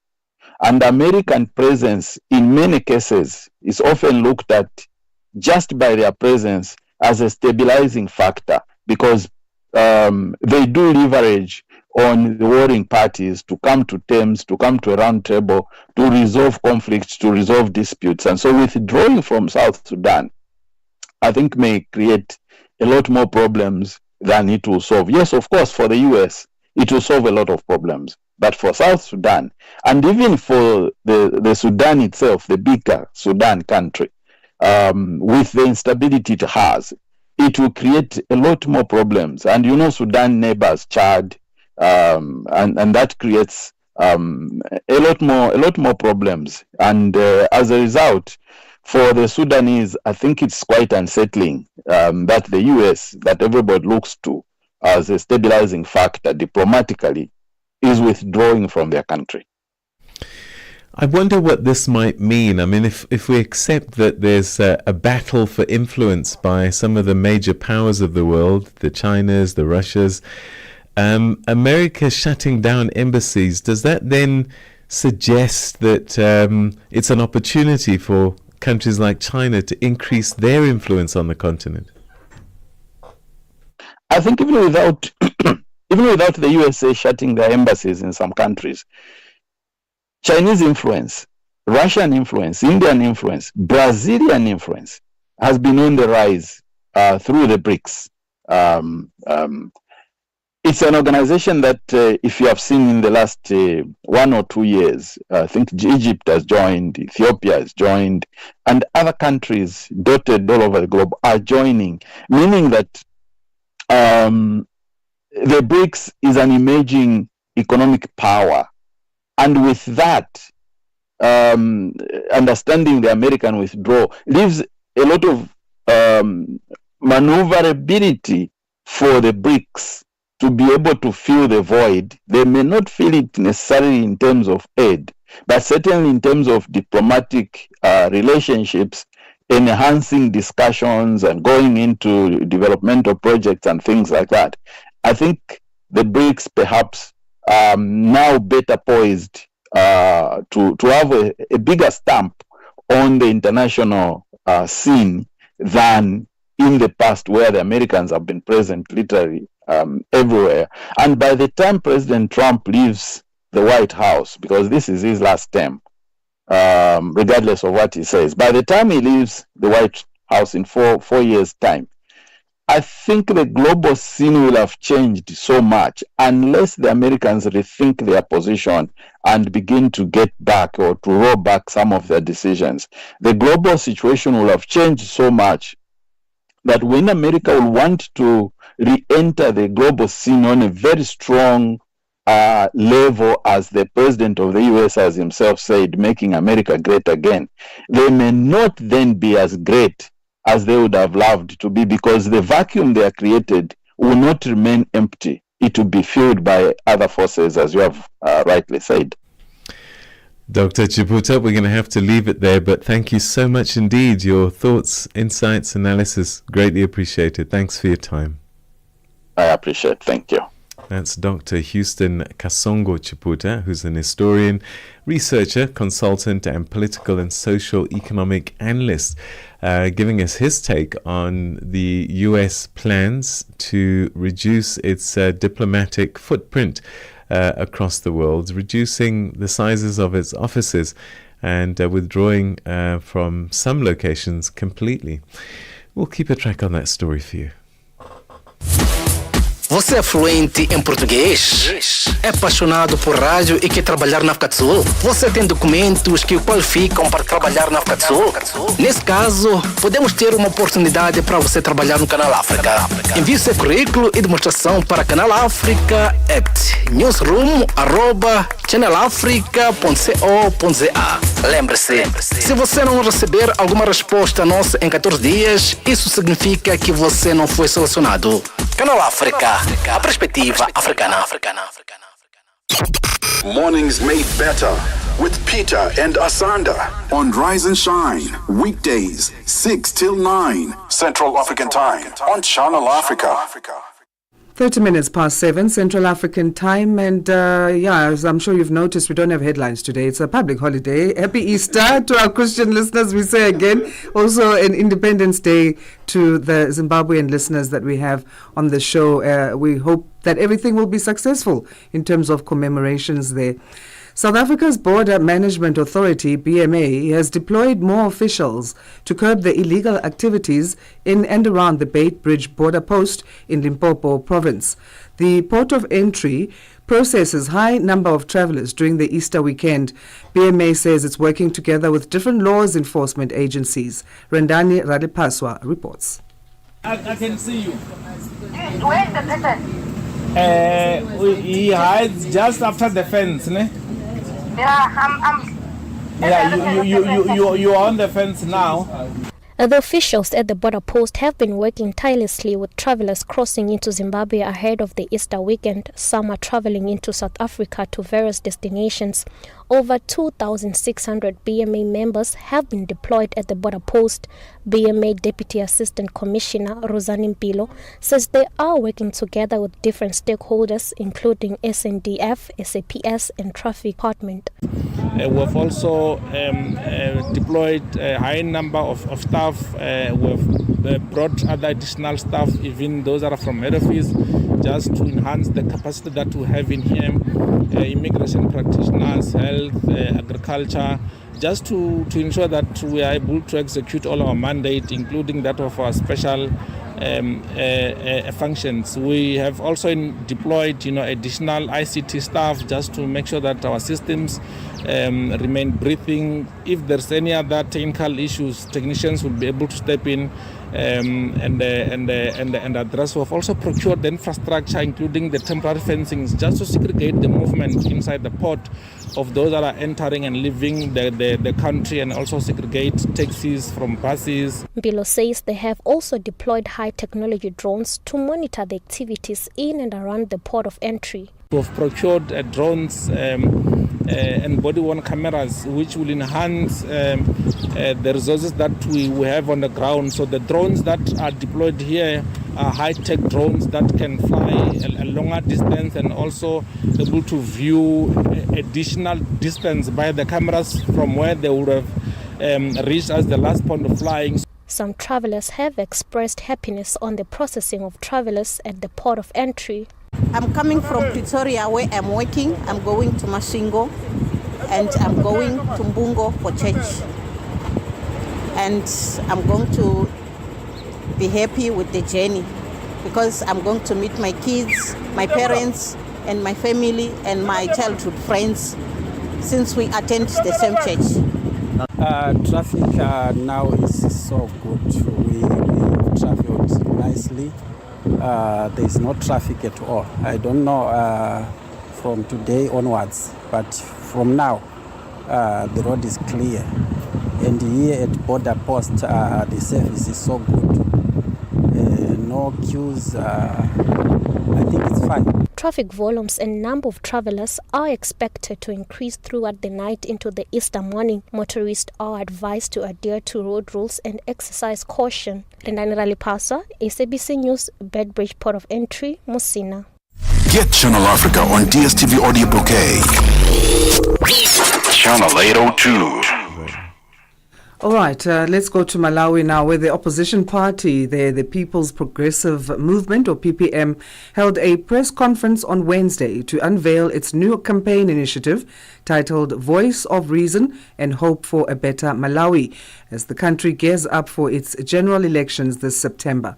Malawi remains one of the world's poorest nations, with an economy heavily reliant on agriculture, a sector that employs over 80% of the population and remains highly vulnerable to climate-related shocks.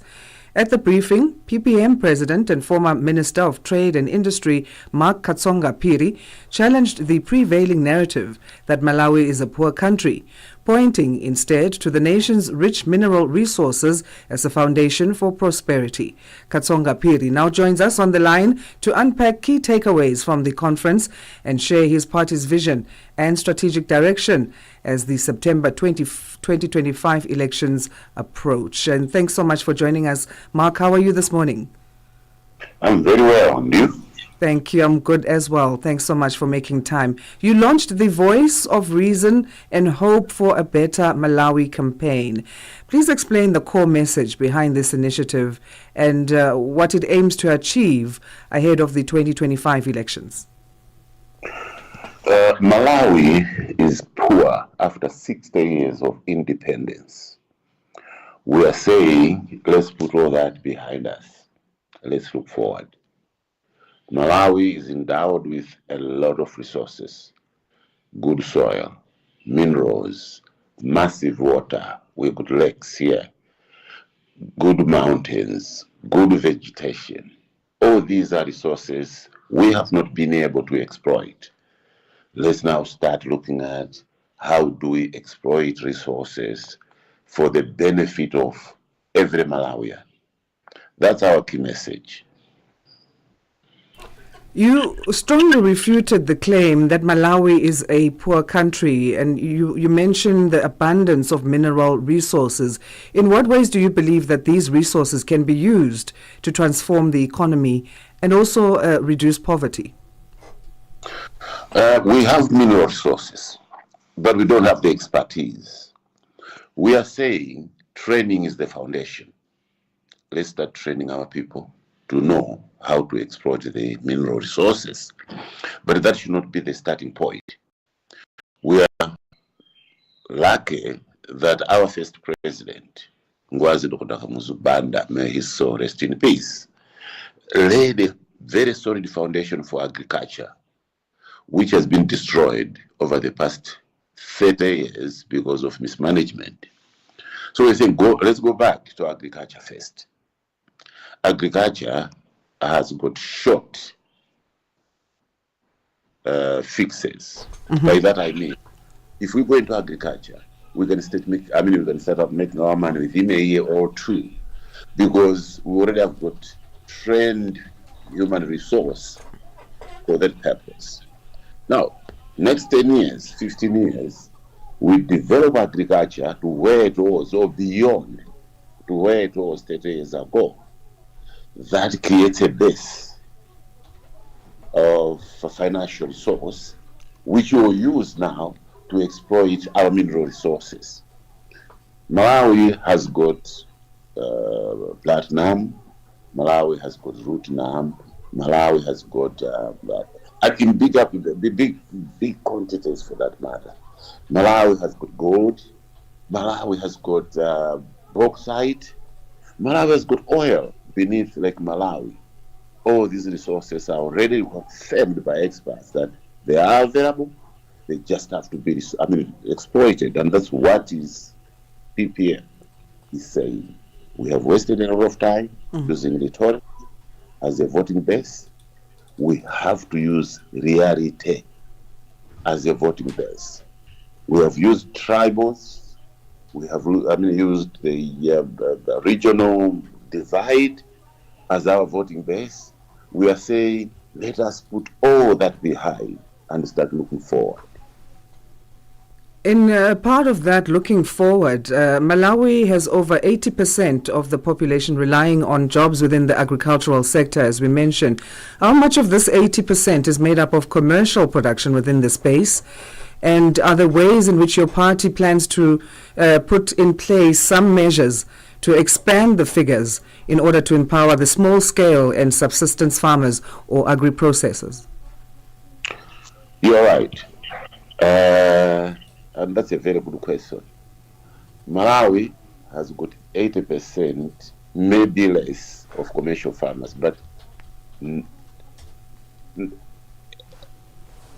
sorry, Malawi has got 80% commercial farmers, and we have 20% of smallholder farmers who have been neglected for a long time, say 30 years. And provision of food security, for instance, is from the small farmers, not commercial farmers. Now, provision of food crops is in the hands of farmers who have no clear direction as what to do. We are saying, let's go back to see how we can develop the smallholder farmer. One, fertilizer. Pricing is very extraordinary because it is so high. One wonders as to why it is that expensive. When the same bag of fertilizer from the factory is less than $20 Malawi kwacha, which is maybe $1, no, $12 plus minus. So we're saying we have to look at that. Second, smallholder farmers are exploited by traders. Prices go so low during cropping season. When the crops are bought by farmers, the price start going up because the crops have been mopped up. So we are saying we had that back, which has been grossly mismanaged. We have revived ADMAC and start creating storage facility which can mop up all the crops from the farmers. And at the end of the day, when prices are going up, the crops will be in the hands of the farmer. And the farmer will make money to be able to develop. That's number one. Number two, we are saying, let's go back to extension services which have collapsed, so that the farmer is taught on how he can produce more from the same small piece of land. We get about 10 bags out of the smallholders from an acre. When, if they are properly trained, you can treble that. Yeah. So all these are factors which have not been taken care of for the past 30 years. So we're saying, let's create a base. It's nothing new where agriculture is concerned. We've got a lot of trained manpower who are just languishing, jobless out there, because the country has lost direction. Those are the challenges Malawi has. Yeah. And I mean, in spite of those challenges, maize prices in the country did drop this April by 19%, according to analyst figures. So, obviously this gives a much needed relief to household budgets. So something is being done right there, and hopefully that type of trajectory can be maintained, and to also ensure that the different regions within Malawi benefit from that equally. But we have to leave it there for now. Thank you so much, and we really appreciate your time. No. That is wrong. Prices are dropping, yes, but the prices are dropping against the farmer. So how can the farmer develop? I'll give you a simple example. The price of maize went over 100,000 kwacha per bag. They are now back to 50 because it's cropping season. So that is what the farmer is getting, which is below his cost of production. That is what we are saying. It's wrong. Well, you win some, you lose some. It's great for household budget, but it's not so great for the farmers. But hopefully we can find a balance somewhere there. We really are completely out of time. And thanks again for your time, Mark. Mark Katsonga Phiri is Malawi's opposition PPM party president, as well as former Minister of Trade and Industry, chatting to us here on Rise and Shine. Africa in Business on Channel Africa. An investigation by South Africa's non-profit organization Open Secrets has found that telecoms company MTN has played a role in shutting down the internet during elections and wars in Sudan, Cameroon, Iran, Afghanistan and Uganda, thus enabling governments to silence the opposition. Interestingly, this isn't just unique to MTN. I think the report also looks at Vodacom DRC as being a proponent of one of these violations, particularly in shutting down the internet during the elections in 2018 and 2019. Autocratic regimes are able to utilize the licenses that they have with these telecom companies, basically to, suppress political dissent. And the result is that many people are left without connectivity. And not only does this affect people's ability to communicate with their loved ones and access vital emergency services, but also at a very basic level of access to information. The Open Secrets investigator, Lu Forno Unduli. Africa in Business on Channel Africa. Weekdays from 1 to 2 p.m. Central African Time. Wake up, Africa. Peter Ndoro and Asanda Beda are here to help you rise and shine. Weekdays, 6 till 9 a.m. Central African Time. Only on Channel Africa. It's 7:45 Central Africa time, and it's time now for our weekly look at Africa's financial markets, tracking key moments, trends, and what investors across the continent should be keeping an eye on. As always, we'll explore what's been moving the markets, from currency shifts and commodity prices to stock market activity in South Africa and beyond. And we'll also look ahead at what might shape investor sentiment in the coming week, including some geopolitical trends, economic data, and broader global market influences. Joining us to unpack all of this is Owen Senzangakona Nkomo, who's the director and founder of Nkunzi Wealth Group. Thanks so much indeed for joining us, and welcome to the program. Thank you, Peter, on a very, very cold Johannesburg morning today. How are you guys in the studio? Do you know, they've promised us 20-something degrees, but I can't see it at the moment. Probably like the market sometimes. But anyway, so let's start with a snapshot of what stood out for you in Africa's financial markets this past week. Any key moves or trends that we should take note of? Relatively mixed, Peter, and the thing obviously continues to be the recovery post the Donald Trump tariff wars, being very steamy over the past fortnight. But we saw Morocco down 6.7%, Namibia up 4.6%, being the biggest notable gainers there. Uganda down 3.4%. In South Africa, obviously, our market also recovering for about 3.79%.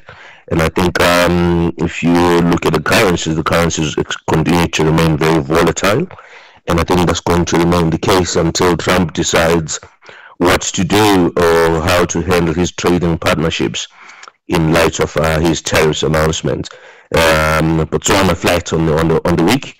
Ghana as well also flat, but Kenya down 3.6%. So it's a very mixed market, cocktail across the continent. But I think South Africa obviously being one of the gaining markets there, up 3.7, like I said.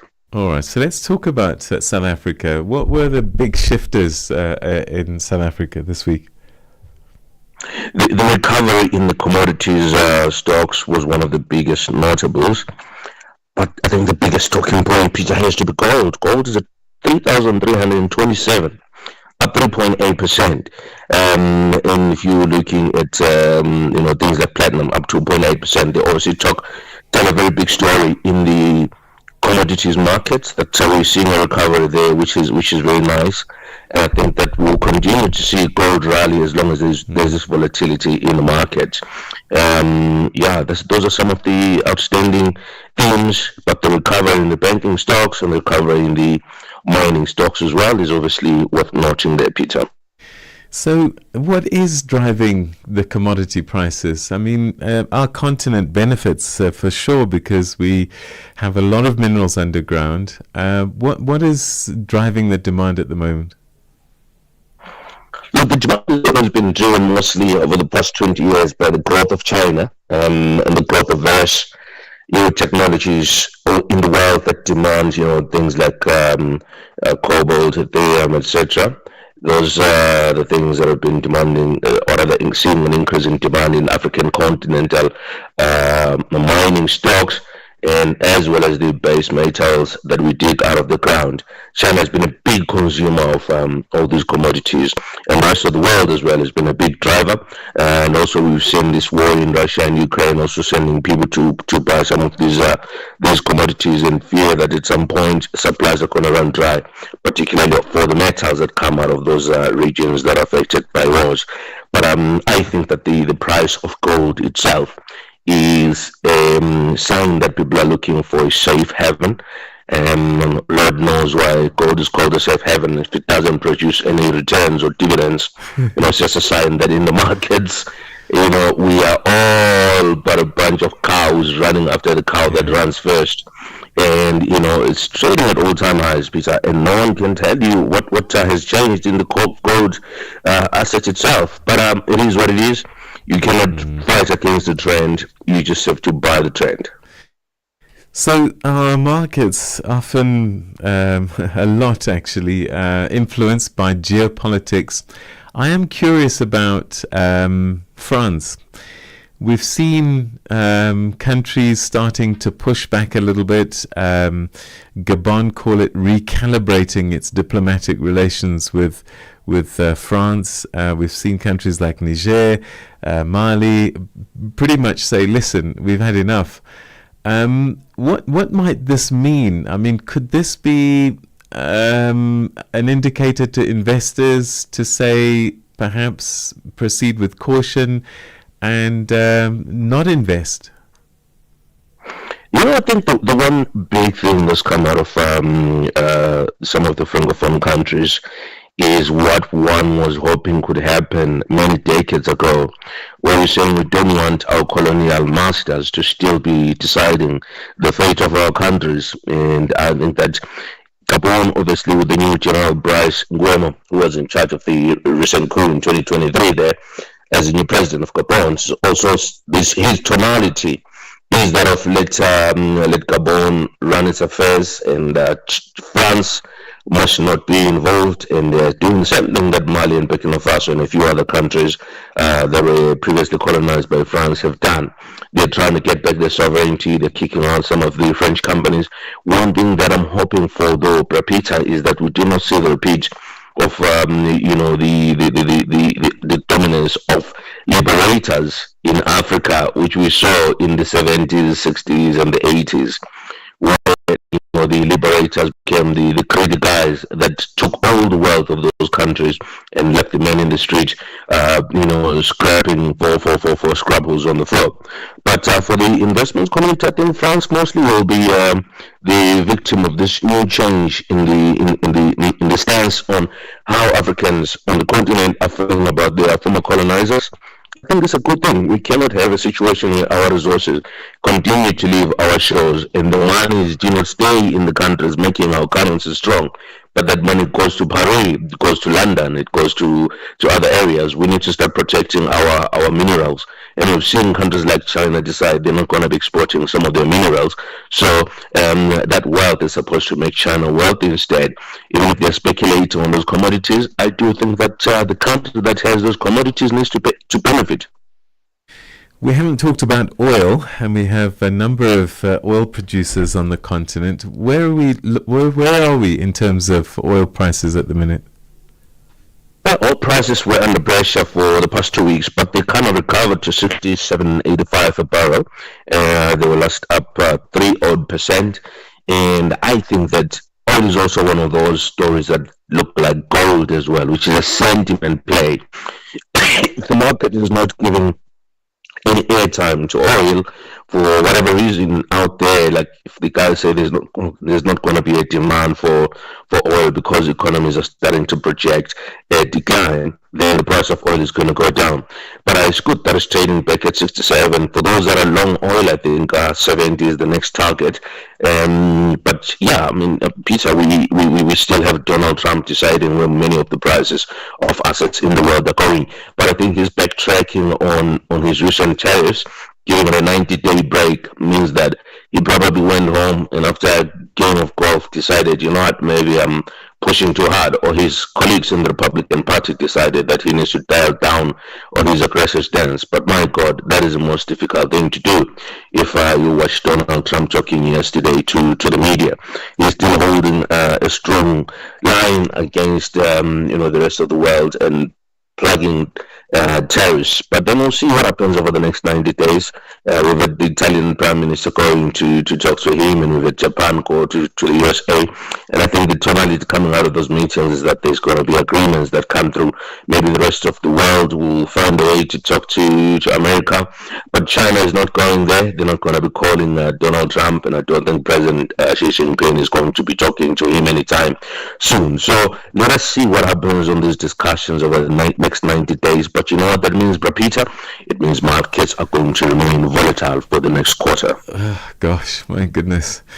All right. So, volatility, actually. I mean, that's almost the name of the game, isn't it? So, what do you see as some of the big economic or policy events coming up? I know that IMF, World Bank will be meeting soon. Yeah, they will be, and I guess they're going to give their own assessment of what these tariffs mean for the rest of the world, because that's all that we're talking about in the markets these days. What did Donald Trump today?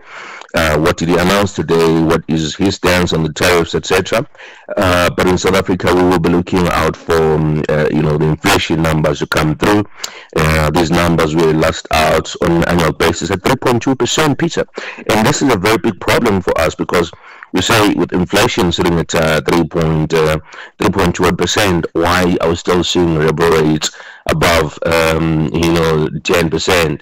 Or rather the lending rate to the man in the street. Why is the base prime rate north of 10%? If inflation is sitting at the lower end of the SARB's target, one hopes that even if we've got all this volatility in the world, the guys at the SARB can be strong enough to get interest rates to go down. But I don't believe that this is something they're willing to do at the moment. I think you almost need a change in guard at the SARB to see the interest rates going down. And we're also going to be getting the PPI numbers. That number is also important. It's inflation at the factory dates. The number last came through for the year at 1%. I'm thinking that it starts to go up now, given that there's been some, upward push on some of the inputs that go into production in the country. So those are some of the numbers that we'll be looking out for, and obviously guidance there. Anyone who's going to speak strongly against Donald Trump, we hope to hear from China as well, because nothing happens if China is not at the party, and we'll keep our eyes on news coming out of China. All right, and very briefly, are there any stocks or sectors that you are personally watching, even in South Africa? Of course, look, there will be. We're looking at the banking stocks in Nigeria, Axis Bank, UBA. They seem to have been very resilient throughout this turmoil that's been happening. Safaricom in Kenya continues to be a stock of interest.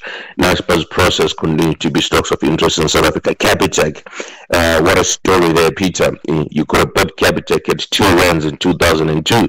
Today you have to pay 3,300 rands to buy the stock. And after this turmoil, it went down about 10%, but it gained that margin and more a few days later, which shows that people still continue to believe in that story.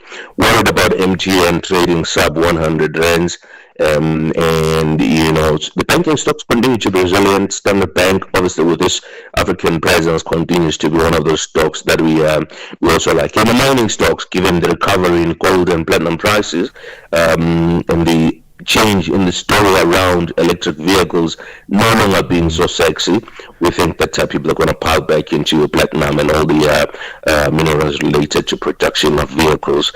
But the price of gold, my God, people are calling it $4,500 in the next two years. Wow. Let's keep an eye on that, Peter. Owen, it's a great pleasure talking to you. Thanks so much indeed. Always good to have you on the program. Thank you very much, sir. Thank you. That's Owen Senzangakhona Nkomo, who's the director and founder of Nkunzi Wealth Group, talking us through this week's markets.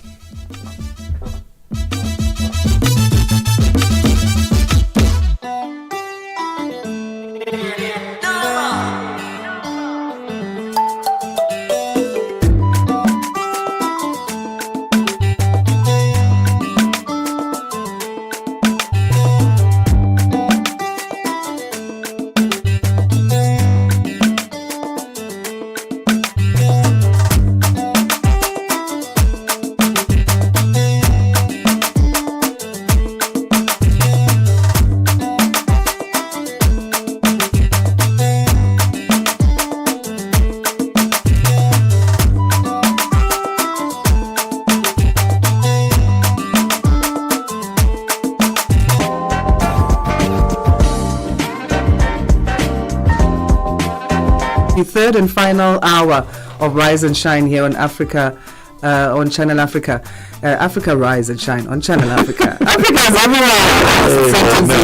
My tongue gets twisted. So you're listening to us from Johannesburg studios. That's where we're coming to you live from this morning in South Africa on DSTV, audio 802, OpenView 6 to 8, on SABC Plus, the app, as well as www.channelafrica.co.za. Good morning, Peter. Good morning, Asanda. I know that you're going away this weekend and you've been promised 25 degrees. It's now 8 o'clock. Look outside. What do you think? I don't want to look outside, Peter. I don't want to look outside, okay? Something. I'm telling you. That's what I'm believing. We play Godo. Yeah, this is the final hour of the program. And actually what we're focusing on this hour, in large part, Zimbabwe's independence. So, Asanda, I want you to say Makorokoto. Makorokoto. That is congratulations in Shona. So you've just wished them well. Say it again. Makorokoto. There you go. There you go. Well done, Zimbabwe. 44 years of independence, having got independence 45 years ago. I'm going to let people think about that one whilst we go to the news with Joanani Tula Mwete. SABC News. The African Perspective. Thank you, Peter. Good morning. Tunisia has dramatically expanded the use of politically motivated arrests and prosecutions to intimidate and silence critics. This is according to a report by international non-governmental organization Human Rights Watch. In what the group describes as a sweeping rollback of freedoms won during Tunisia's 2011 revolution, the report says authorities in recent years have targeted lawyers, judges, journalists, and activists in a crackdown on critics of President Kais Saied. Advocacy and Communications Director for Human Rights Watch, Middle East and North Africa Division, Ahmed Benchemsi. About 40 people are accused of plotting to, overthrow the president and maybe even kill him. It so happens that all of these are political opponents to the president. Some of them are former ministers, some of them are former parliamentaries, just his political adversaries who are prosecuted without charge and in violation of all the norms of fair trial and fair justice. So many Tunisian commentators reacted to that by sarcastically saying on social media, between quotation marks, we are all conspirators. And basically the message is, if being an opponent to President Saied is considered conspiracy, then we're all guilty. Rape survivors of acquitted Nigerian televangelist Timothy Omotosho say they stick by their accounts that he violated them. The Nigerian televangelist was found not guilty on all 32 charges that include rape and human trafficking by the High Court in Gqeberha in the Eastern Cape Province. Despite the ruling, the young woman who addressed the media in Johannesburg yesterday maintained that he raped them. One of the survivors read out a letter addressed to Omotosho. Timothy, you violated our bodies, our trust, our safety, and our peace. You may think you've gotten away with it, but you haven't, because we are still speaking the truth. We carry the pain every day, but we also carry the strength. This is not our story of being hurt, it's also our story of surviving. You don't get to silence us.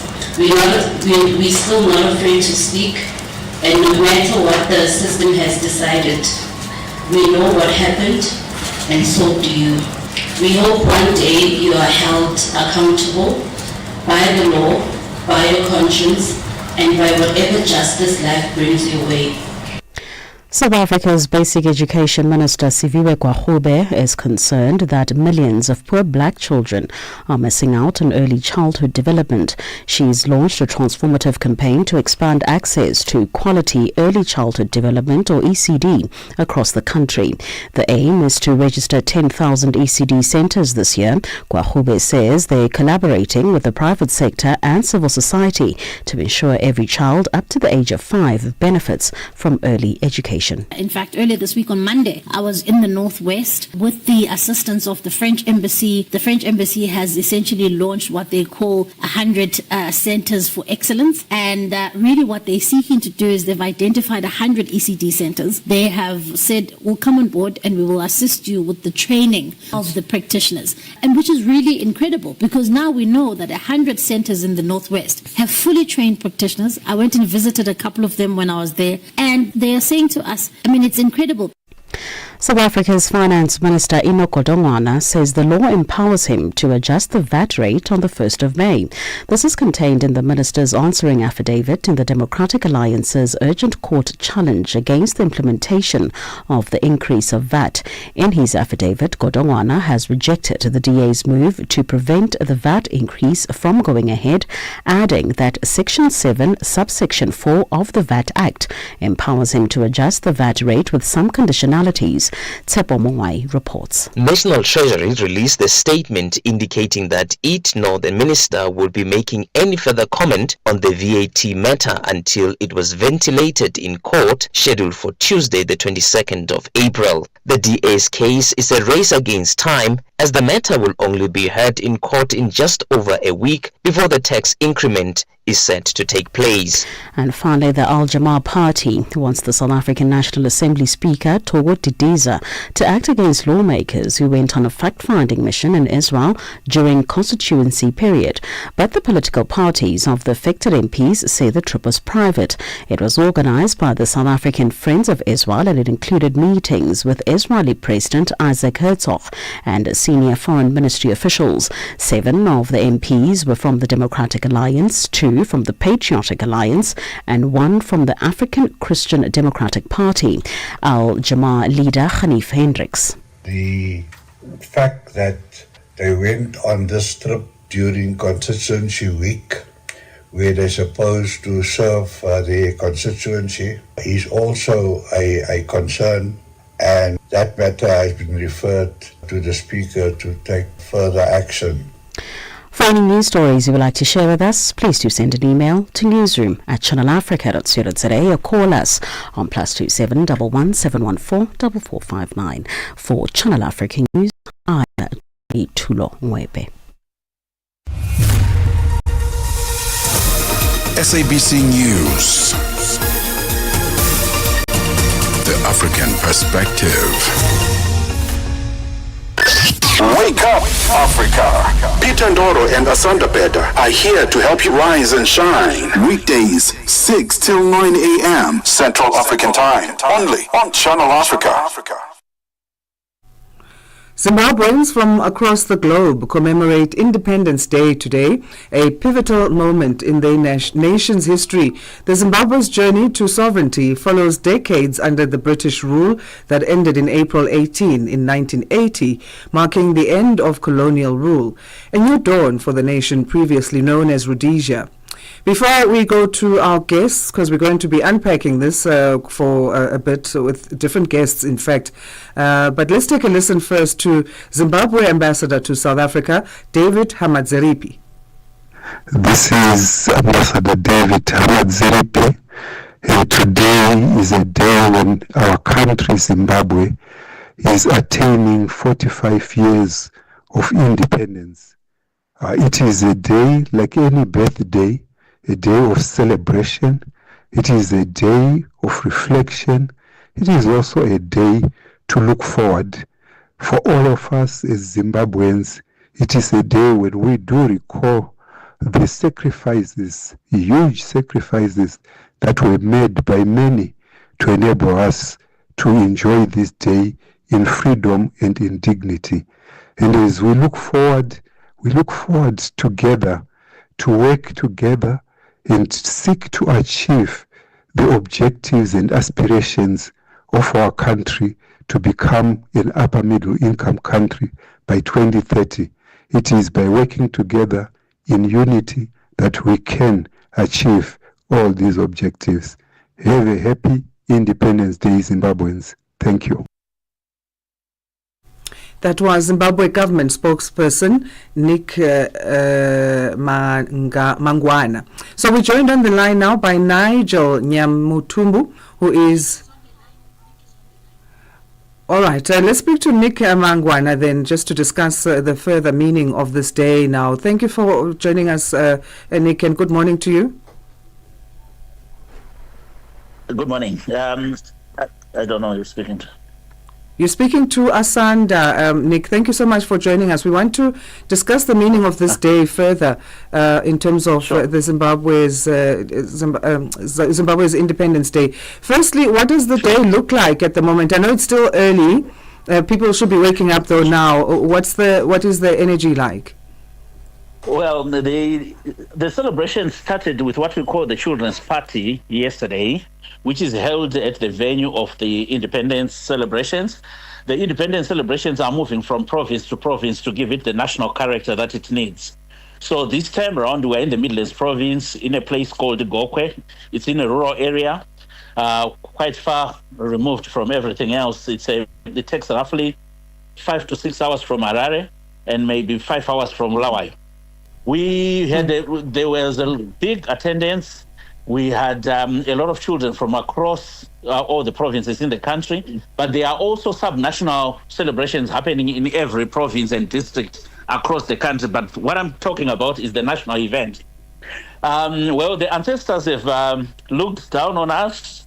We are having heavy downpours at the venue right now, and it's an open door event. So we don't know how that is going to end up looking like, because access may be a challenge, because one or two buses have had a problem on the road, but we know people are coming. A lot of people are already on the venue because they camped overnight. So that's the I would say the precursor that I can give you at the moment. Yeah. Well, as you mentioned, rain, I'm sure the farmers will be happy. And as we talk of farmers, I want to touch on land, as that having been among the major factors which triggered the liberation war in Zimbabwe. It's 45 years after independence. Indigenous farmers, I'm sure, doing well. But what are your thoughts in terms of that? I think we have achieved massive milestone in that regard. You know, the first, after the land reform started around 2000, I would say the first 15, 17 years were a challenge, because obviously we were learning the skill itself to do commercial farming rather than subsistence. But we had also the challenge of capacitation of the farmers. The former white farmers that were there before the black people went mainstream had a lot of financial support, capital support. There were systems they had primed to allow them to be able to do commercial farming. When we took the land and the black people went on the land, that was withdrawn. Multilateral support was withdrawn. There were no structures to support the black farmer. In fact, it was the black farmer was deliberately starved of capital. Therefore, there was a stuttering start. But government came in with support programs such as Command Agriculture and so forth to try to capacitate the black farmer. That has borne a lot of fruits, in the sense that tobacco, for example, we have surpassed pre-land reform production. Wheat, we have surpassed whatever has ever been done. Maize, we are where we were most of the time pre-land reform. So, but a lot of milestones have been achieved. Our beef is still not where it was pre-land reform because of marketing issues. The European Union was not taking our beef anymore as a way of sanctioning the reform itself, and so on. But new markets have been opened up in China, in the Middle East, and so on. So the agriculture is doing very well. On the reform itself, last year President Mnangagwa launched the title deed, which is the land tenure document, which is being given now to the new farmers, which they never had, because prior to that, every agricultural land belonged to the state through the president. So, but now you are being given title deeds, meaning now you can walk into a bank, negotiate a financing deal, and do whatever you want to do on that land. Now I can say the black farmer has been more empowered. So that's a major milestone achieved in the last 45 years. Like you rightly said, this was the national grievance. On that issue of land ownership, have you seen the land ownership being in favor of women owning the land? Have you seen a realignment there, and are you happy with the progress made? Very, very much so. Not only can women get land, or do women have land in their own capacity, but also if the woman is married to a man, of course, who has land, that land is theirs together. And the inheritance laws make sure that if something happens to the primary landowner, which is the husband in this particular case, the wife will get that land. So she will inherit the land, not relatives, not relatives from husband's side, not even children, but the wife. So it's so structured in a way that I think it's equitable. And women, like I said, they apply for land and they have land in their own personal capacities. You don't have to be married to get land from government. You can just apply. That's good to know. And what do you think the President Mnangagwa's message for today is likely to be? I believe his message is going to be based on unity, because Zimbabwe is a unitary state. We need everybody to pull together, whether you voted for him or you voted against him or you voted for another alternative. But right now is the president of every Zimbabwean. And for us to achieve our primary objective at the moment, which is that of an upper middle income status by the year 2030, we need everybody to be supporting the programs, because the programs are not partisan. Government programs are national in character. And that's what we all need to do, to put our shoulder to the wheel, push the country together. I believe that will be his primary message, because everything can only be achieved in the context of unity. All right, let's leave it there for now, and wishing you a great day and successful commemorations for today, Nick. Thank you very much for having me. Thanks. That was Zimbabwe government spokesperson Nick Mangwana. Earlier you heard a clip that we played that was Zimbabwe ambassador to South Africa, David Hamadziripi. The Midnight Snack, every Monday, 12 to 3 a.m. with Chanduko Ligege.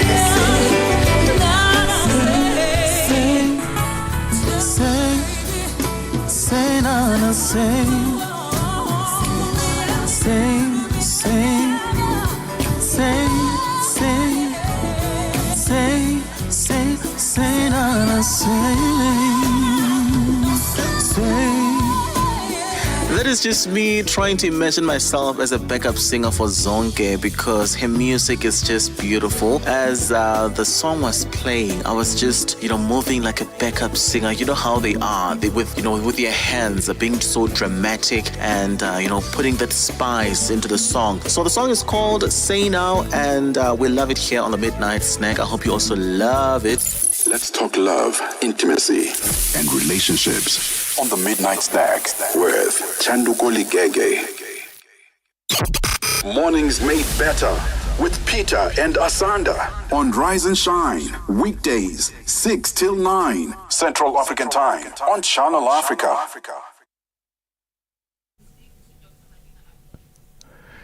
Right, we continue to unpack Zimbabwe's Independence Day being celebrated today across the country.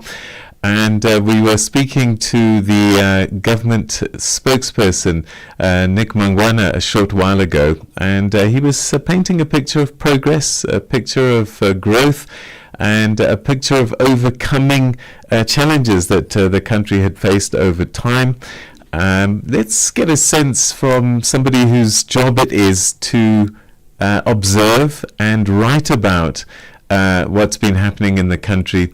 And we're now joined by journalist Nigel Nyamutumbu, who's a journalist in the country. Nigel, thanks for joining us. Welcome to the program. Yes, sure. Thanks, Peter, for having me. So I'm not sure if you were able to catch what Nick Mangwana was saying, but he was painting a very positive picture of progress in Zimbabwe. As a journalist on Independence Day today, what's your take in terms of what you've seen through the journalist eyes about the story of progress in Zimbabwe? Yeah, well, look, I think, viewing the independence of Zimbabwe might not necessarily just take one lens, as it were. because yes, certainly from the 1980 when the country was born, there was some semblance of hope, optimism, progress as it were. But the challenges that face the country are well documented. And 45 years into independence, it's really quite clear that we could have done better as a country. And it is also evident that we are somewhat regressing on some fronts. You can note that there is some semblance of progress insofar as infrastructure development, like road construction, is concerned, but it's a far cry of the needs of the country. And in terms of the governance, we are really, continuing to dig the wall deeper insofar as a shrinking democratic space, which is what the Liberation War was about, to open up the space. Yet 45 years on, I'm afraid it seems we are a lot more regressing than we are progressing on the aspirations that Zimbabweans held to at independence in 1980.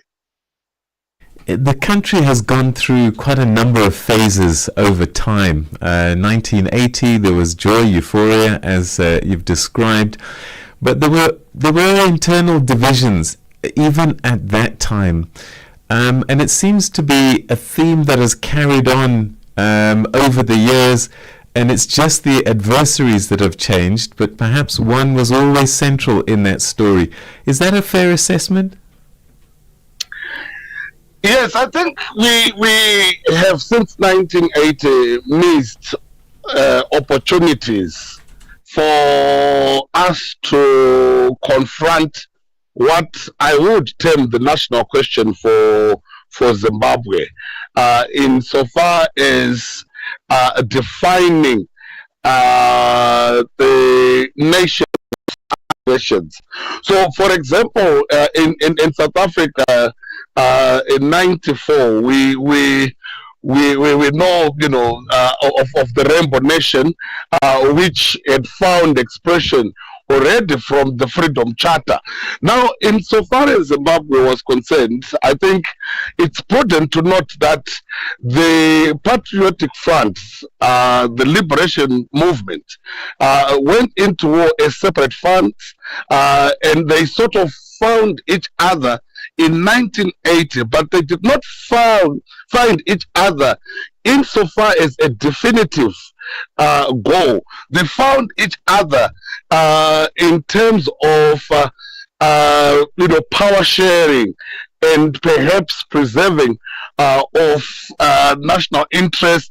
And already I think we had a false start when we wanted to have a one-party state, something that up to this day I think we are still hung over from that 1980 period where we wanted to have one-party state.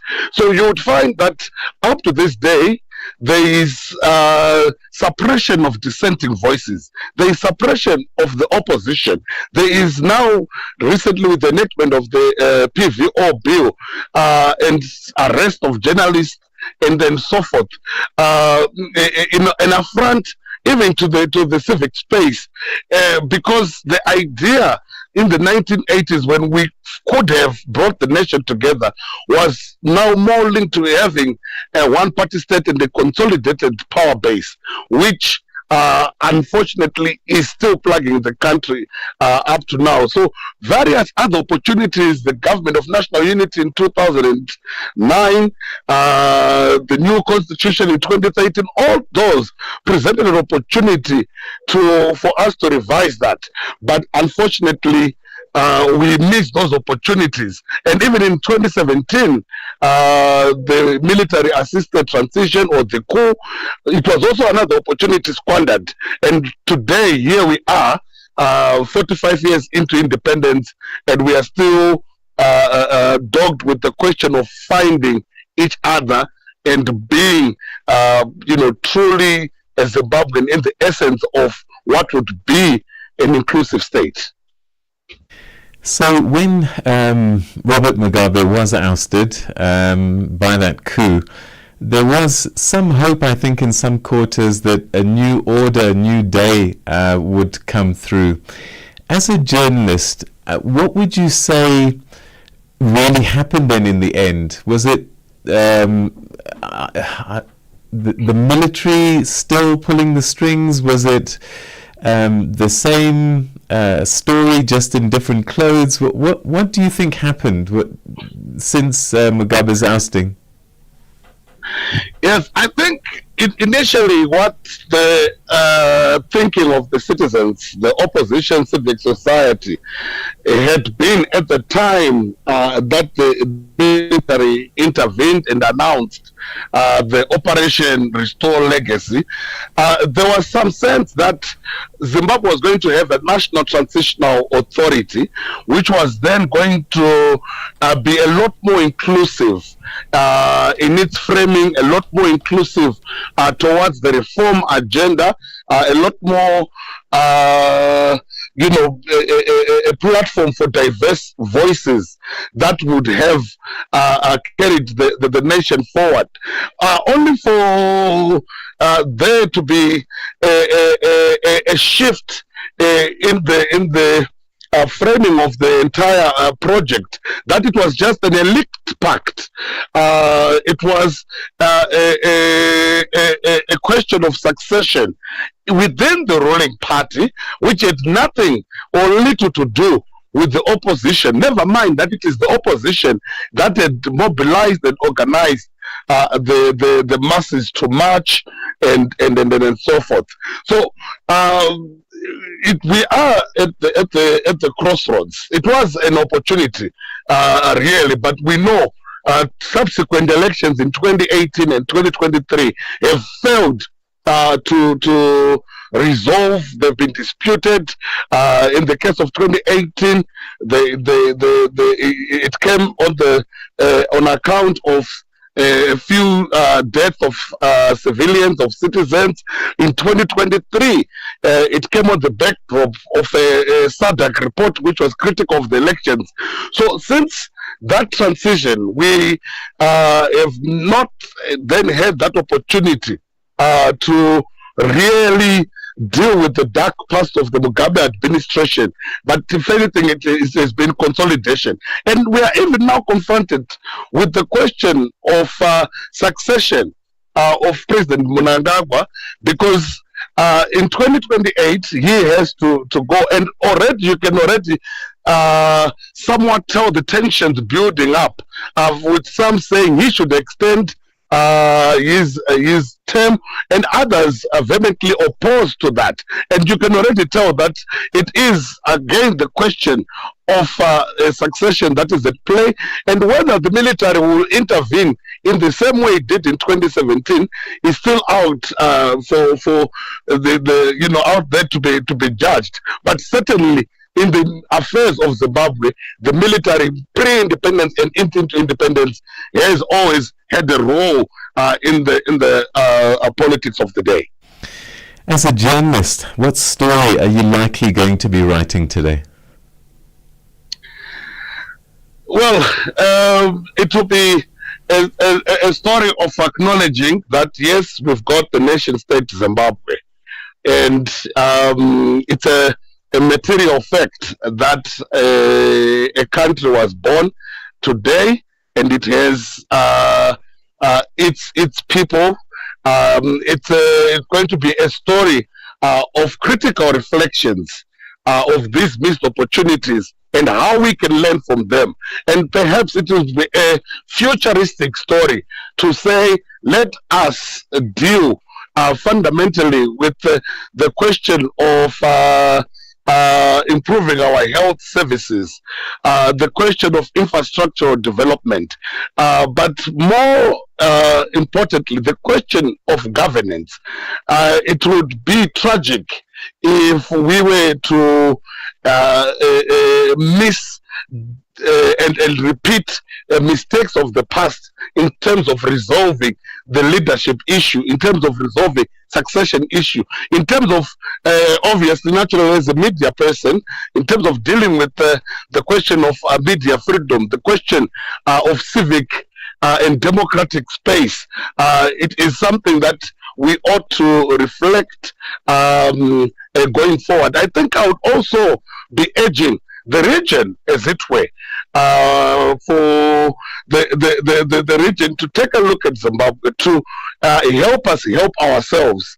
And, you know, it's not all hope that is lost. I think there is still an opportunity for us to find each other and resolve this long-standing Zimbabwean crisis. And that's where we're going to leave it. Thank you so much indeed, Nigel, for giving us a good perspective, I think, on what the story of Zimbabwe is as it celebrates 45 years of independence from British rule. Thank you, Peter. Have a good one. Thank you so much. Have a great day indeed. So, 1980 was a big day in Zimbabwe's history, and today Zimbabweans celebrating 44 years of independence, and mixed feelings, mixed views. The government will be painting one picture, but as you've heard there from our journalist that we were speaking to, Nigel, maybe people on the ground might have a slightly different feeling about today. That was Nigel Nyamutumbu, who's a prominent Zimbabwean journalist speaking to us there. It's time for your news headlines. No, we're not doing headlines at the minute. It's a public holiday. I keep forgetting. All right, look, let's carry on with this Zimbabwe story because it is an important one, not just for the country but for the region as well, given the number of Zimbabweans in the diaspora that have left the country over time. And to help us unpack maybe some of the political story is Dr. Wayne Malinga, who's a Senior Policy and Research Manager at the Public Policy and Research Institute of Zimbabwe. Dr. Malinga, good to talk to you. Thanks so much indeed for joining us. Thank you so much, Peter, and also thank you so much to your listeners. I suppose it's not a surprise to you that we had very different views from the government spokesperson and a journalist that I spoke to just a short while ago in terms of what today means for ordinary Zimbabweans.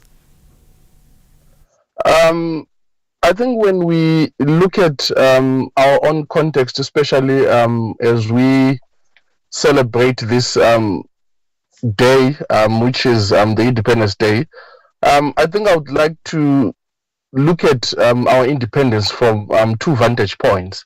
The first one is that this is a dream realized but not fulfilled. And then the second element is that we need to look at it from a dream deferred.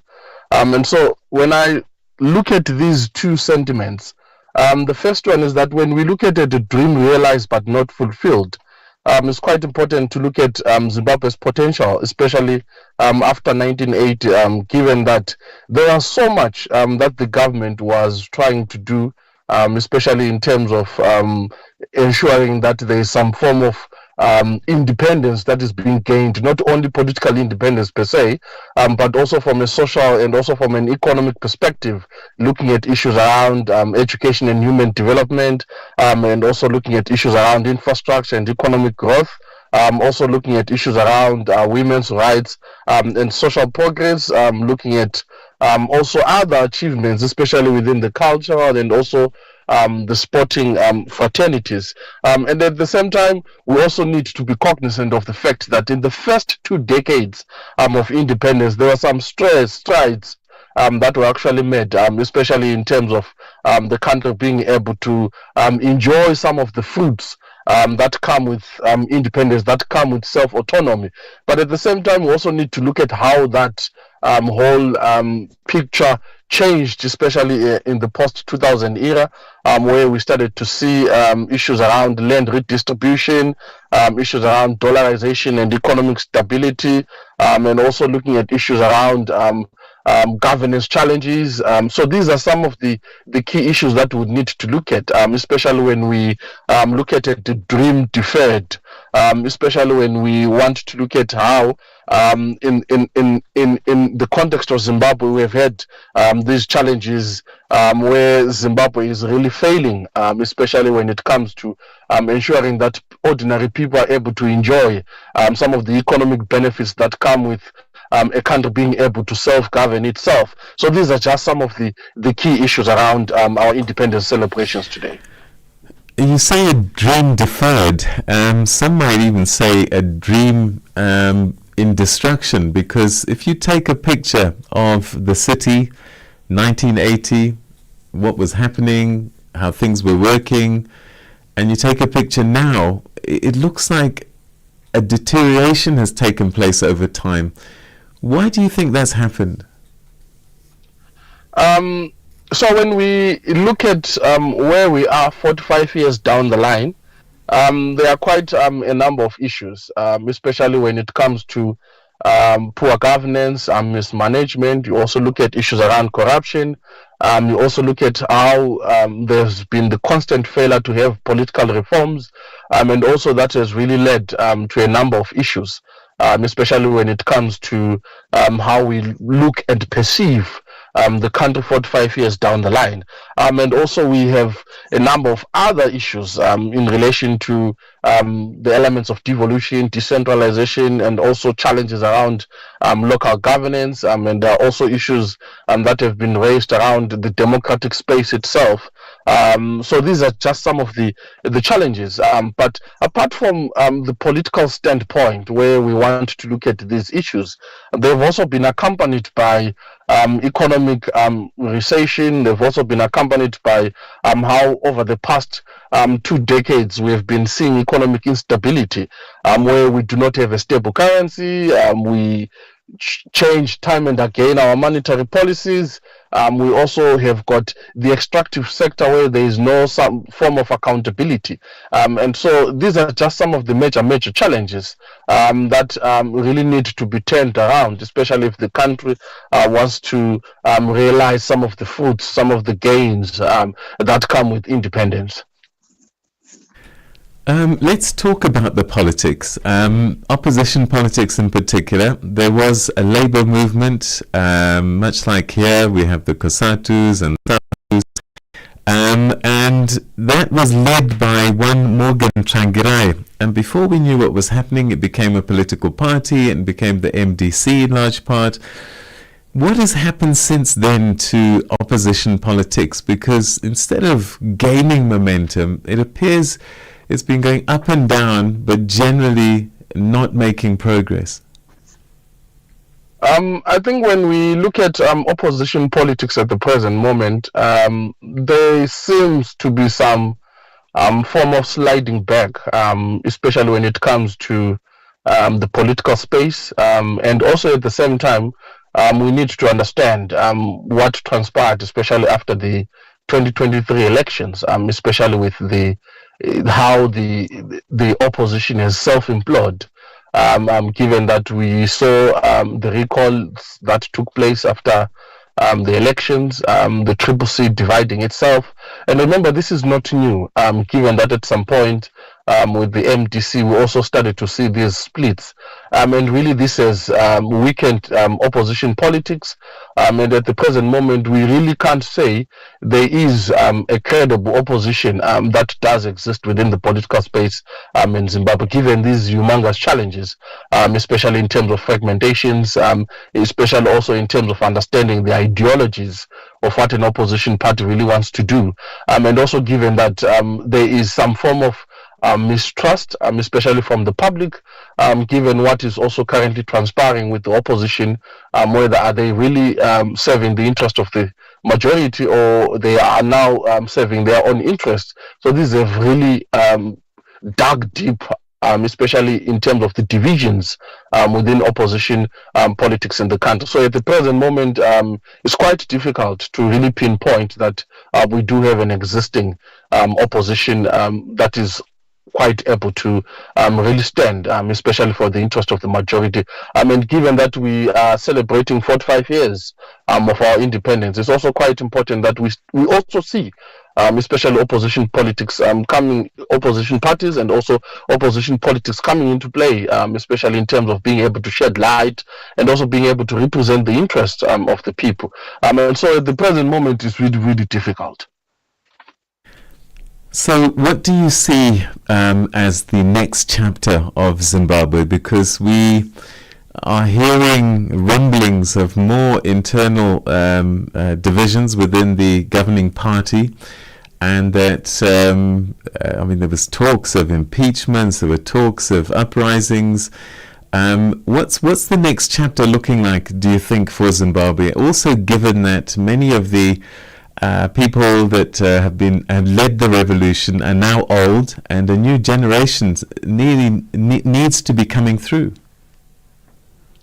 I think there is a need for self-retrospection or introspection, especially when it comes to the current political ecosystem within the country.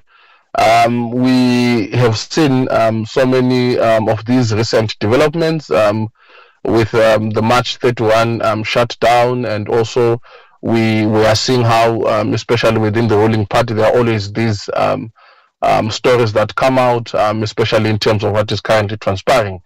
But what is really needed is that there is a need to find a way forward, especially in terms of trying to address some of the most basic needs that our citizens are confronted with, especially when it comes to issues around employment, issues around economic development, issues around infrastructural development, issues around economic growth. I think those are some of the major concerns of ordinary citizens. In as much as we do look at politics and politicking, but at the same time, what I have seen, especially for majority of citizens, is that there is really a need to start addressing the nitty-gritties of how people can actually be able to live a decent life, given that the challenges are becoming difficult for ordinary citizens. We've also starting to see disgruntled youths, given that Zimbabwe also has a youth bulge. A majority of the population are actually youth. So there is this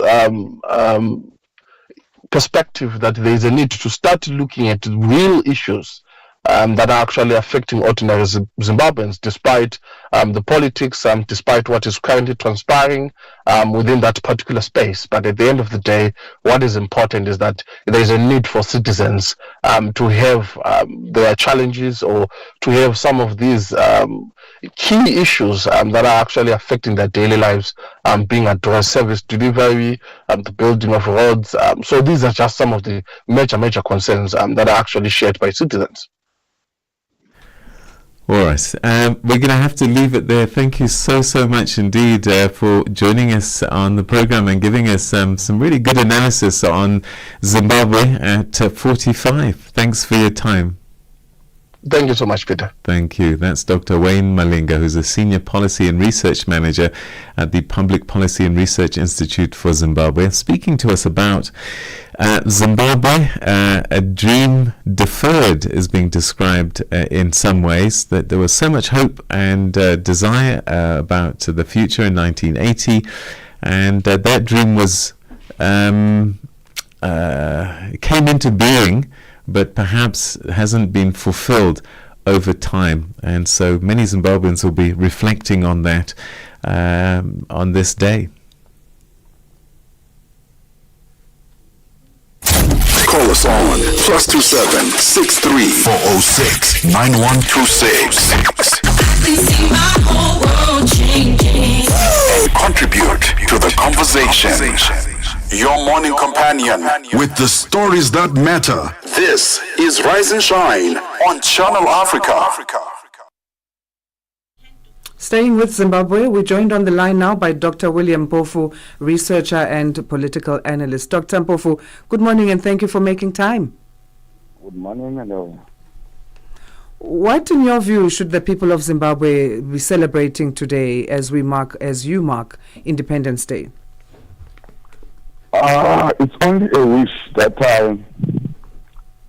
I I could say these people in that domain, in that territory, could be celebrating, because what has happened is that a dream of political independence, a dream of liberation, a dream of development, and a dream of democracy, just in decades turned into a nightmare of tyranny, corruption, violence, and all other dark things that you can think of in any country in Africa. So it's so sad that what was supposed to be collective independence, collective liberation, collective development, turned into a benefit for a very few selected, lucky, and powerful political and economic elites. So Zimbabwe is an example of how African dreams for independence and liberation from colonialism turned into nightmares, you know. As you talk of that it's a certain group that's benefited, and it's a nightmare for a big majority of people. We know that, a lot of Zimbabweans are still grappling with economic hardships, and youth as well are unemployed. How is the government addressing these issues? I wish I could comment on how the government is addressing those issues, but there is no government to talk about in Zimbabwe. It's an elite cult, if I may say, or political faction that has taken hold of the ropes of governance, and that faction or that cult is working for itself, not the country. If one was to describe the governing clique or cult or faction in Zimbabwe right now, the best description would be that of native colonialists. These are natives of the country that are governing the same way, or even worse than what Rhodesian colonialists were doing. Self-serving, corrupt, tyrannical, violent, despotic, selfish minority of a group that is in charge there. Is that what you would say went wrong? Is that what went wrong in your view? The leadership got selfish? Totally.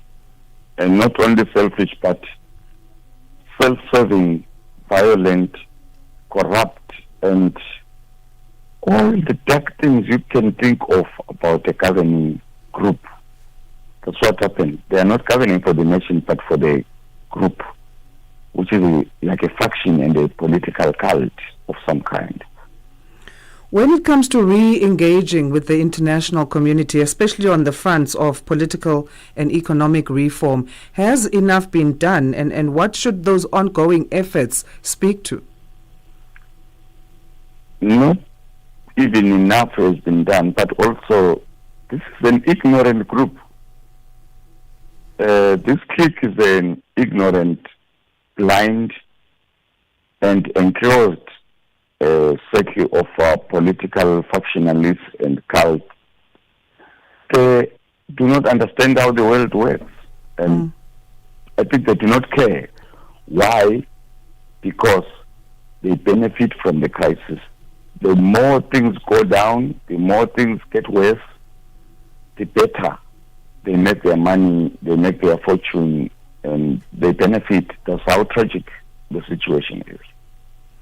How do you think the leadership has been able to maintain power if there are so many Zimbabweans who are struggling and unhappy?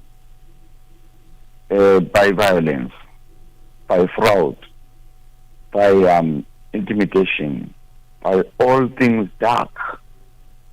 And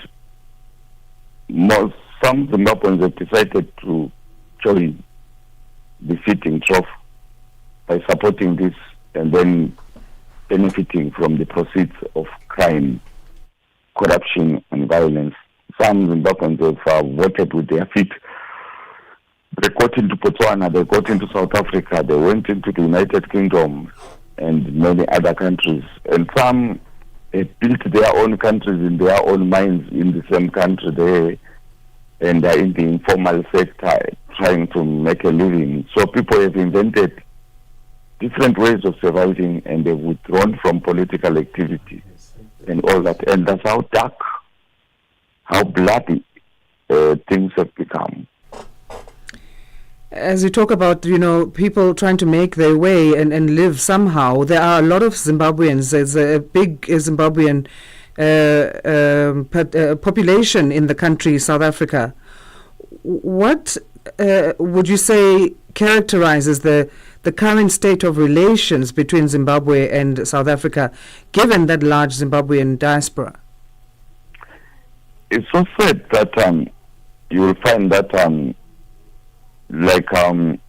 liberation war solidarities are stronger than democratic solidarities. So you will find that countries like South Africa find their governments supporting, promoting, and cultivating what the Zimbabwean ruling faction or ruling cult is doing because of the history of liberation war struggles against colonialism and apartheid and all that.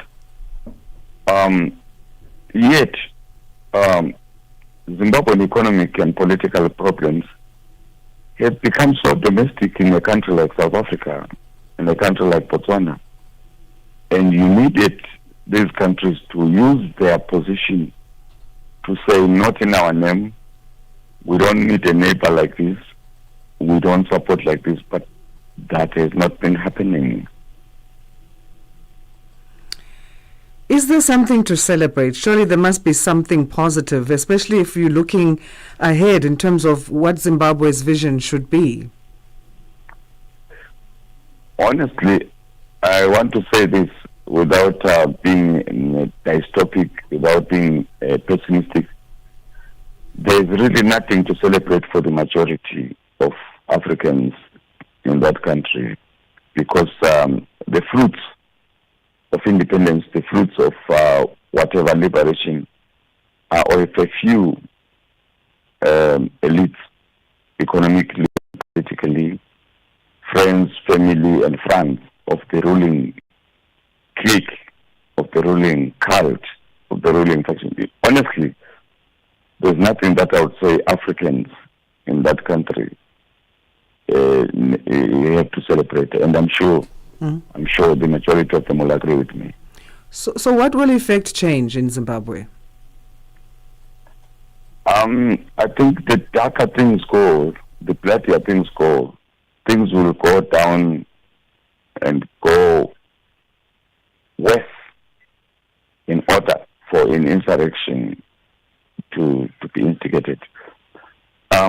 If you talk to most Zimbabweans, they'll tell you that they need another coup, they need another change, they need another way of effecting political change besides elections, because elections have been made not to work. So things will get worse before they get better. And how do you foresee that time frame in terms of when things can get better? Not long from now. People have had enough. People have had enough. So what does not bend eventually breaks. So something will break. All right. Well, let's leave it there for today and for now, Dr. Mpofu. Again, we appreciate you making time for us on this Easter Friday. Thank you very much. And independence for Zimbabwe. Dr. William Mpofu, a researcher and political analyst.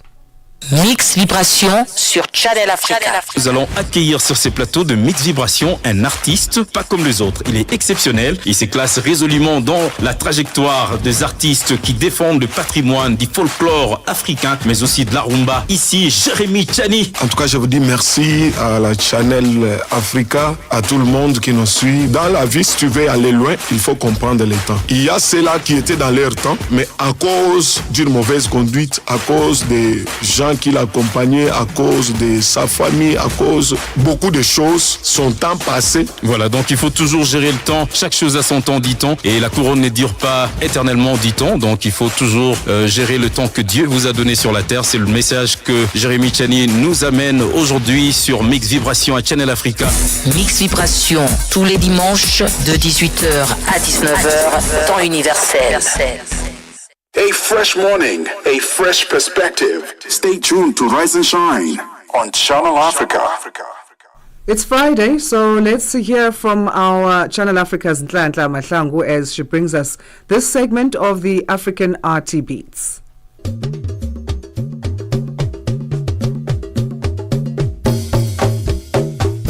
Welcome to this week's African RT Beats exclusive to Channel Africa, The African Perspective.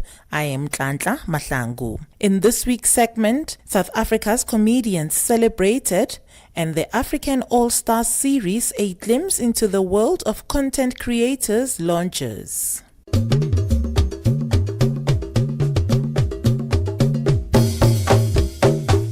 South Africa's comedy industry was celebrated at the 12th Annual Savannah Comics Choice Comedy Awards held at the Lyrics Theatre in Johannesburg. The night was a spectacular showcase of humor, stand-up comedy, and endless laughs.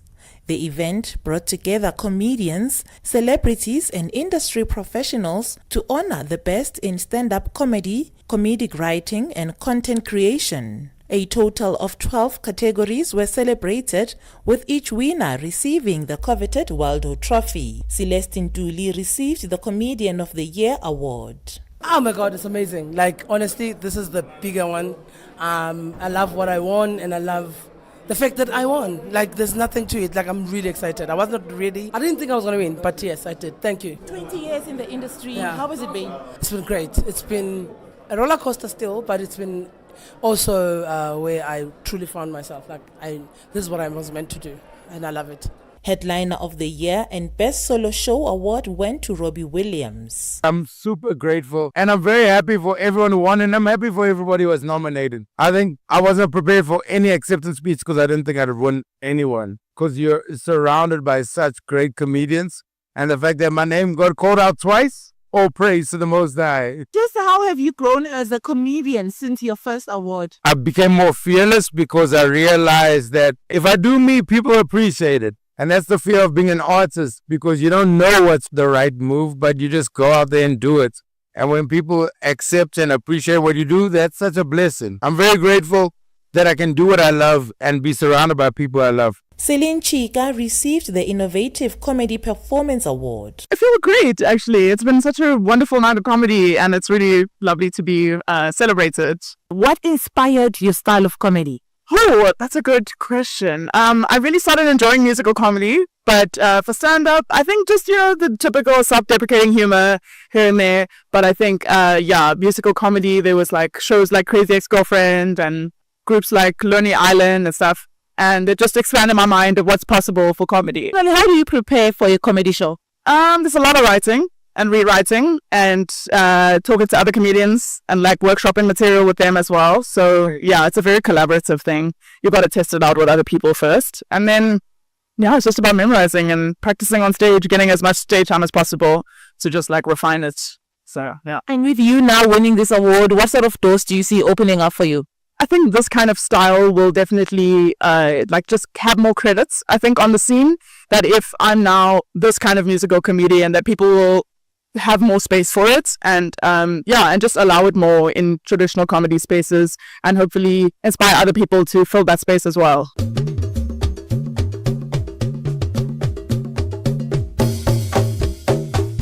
TikTok has partnered with South African entertainment commentator Phil Mpila to launch a vodcast showcasing Africa's top content creators' in-depth interviews about their content creation journeys. The 8-episode vodcast looks into the lives and experiences of 11 South African creatives, including Bakadi Queen DJ Doo-Wop, entertainment creator Nombulelo Fox, and feel-good creator Begin Damase, amongst others. Head of Content Operations in Sub-Saharan Africa, Boniswa Sidwaba, says the initiative is a testament to their continued commitment to fostering a vibrant, inclusive, creative community. How this came about was we realized that there are a lot of creators that are creating great content on the platform, and we wanted to find a way to celebrate our creators. We created the African All-Stars as a newsroom post, and we basically profile creators against various moments. So for example, when there's Pride, we'll profile creators. Africa Month, last year we profiled creators as well. So that's really where it came from. We wanted a platform to celebrate creators, our own owned platform. And how we selected creators, we looked at creators that have an impact on the platform. So which are the creators that are attracting and holding community? Which are the creators that are really invoking or inspiring creativity and spreading joy, because that is our mission. So this is the first video series. It's the very, very first one. But the video series is a part of the overall series. So African All-Stars actually started as a written newsroom post. For that one, we profile creators from everywhere, from all over Sub-Saharan Africa. So this one is now basically the visual video representation of the series, which we've launched in South Africa. And yes, the plan is definitely to expand to other markets in Africa. That's it from this week's African RT Beats. Until next Friday, for Channel Africa, I am Dlandla Mahlangu in Johannesburg.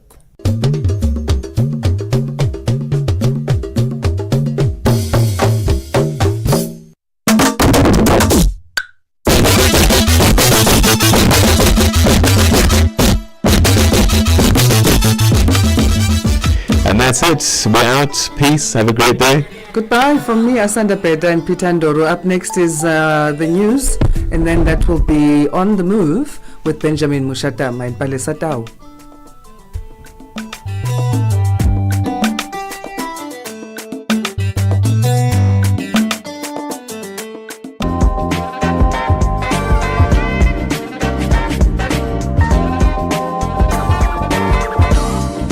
African Perspective.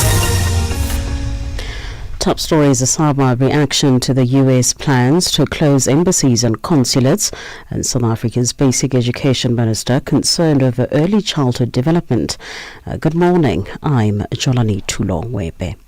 Historian, researcher, consultant and political and socio-economic analyst Dr. Euston Kasongo Chiputa says the announcement by the administration of Donald Trump planning to close nearly 30 embassies and consulates around the world may create problems for some developing countries. An internal State Department document seen this week outlines a proposal to close nearly 30 US embassies and consulates, many of them in Europe and Africa, as part of broader efforts to scale back the federal government's overseas presence. Among the missions reportedly targeted are embassies in Lesotho,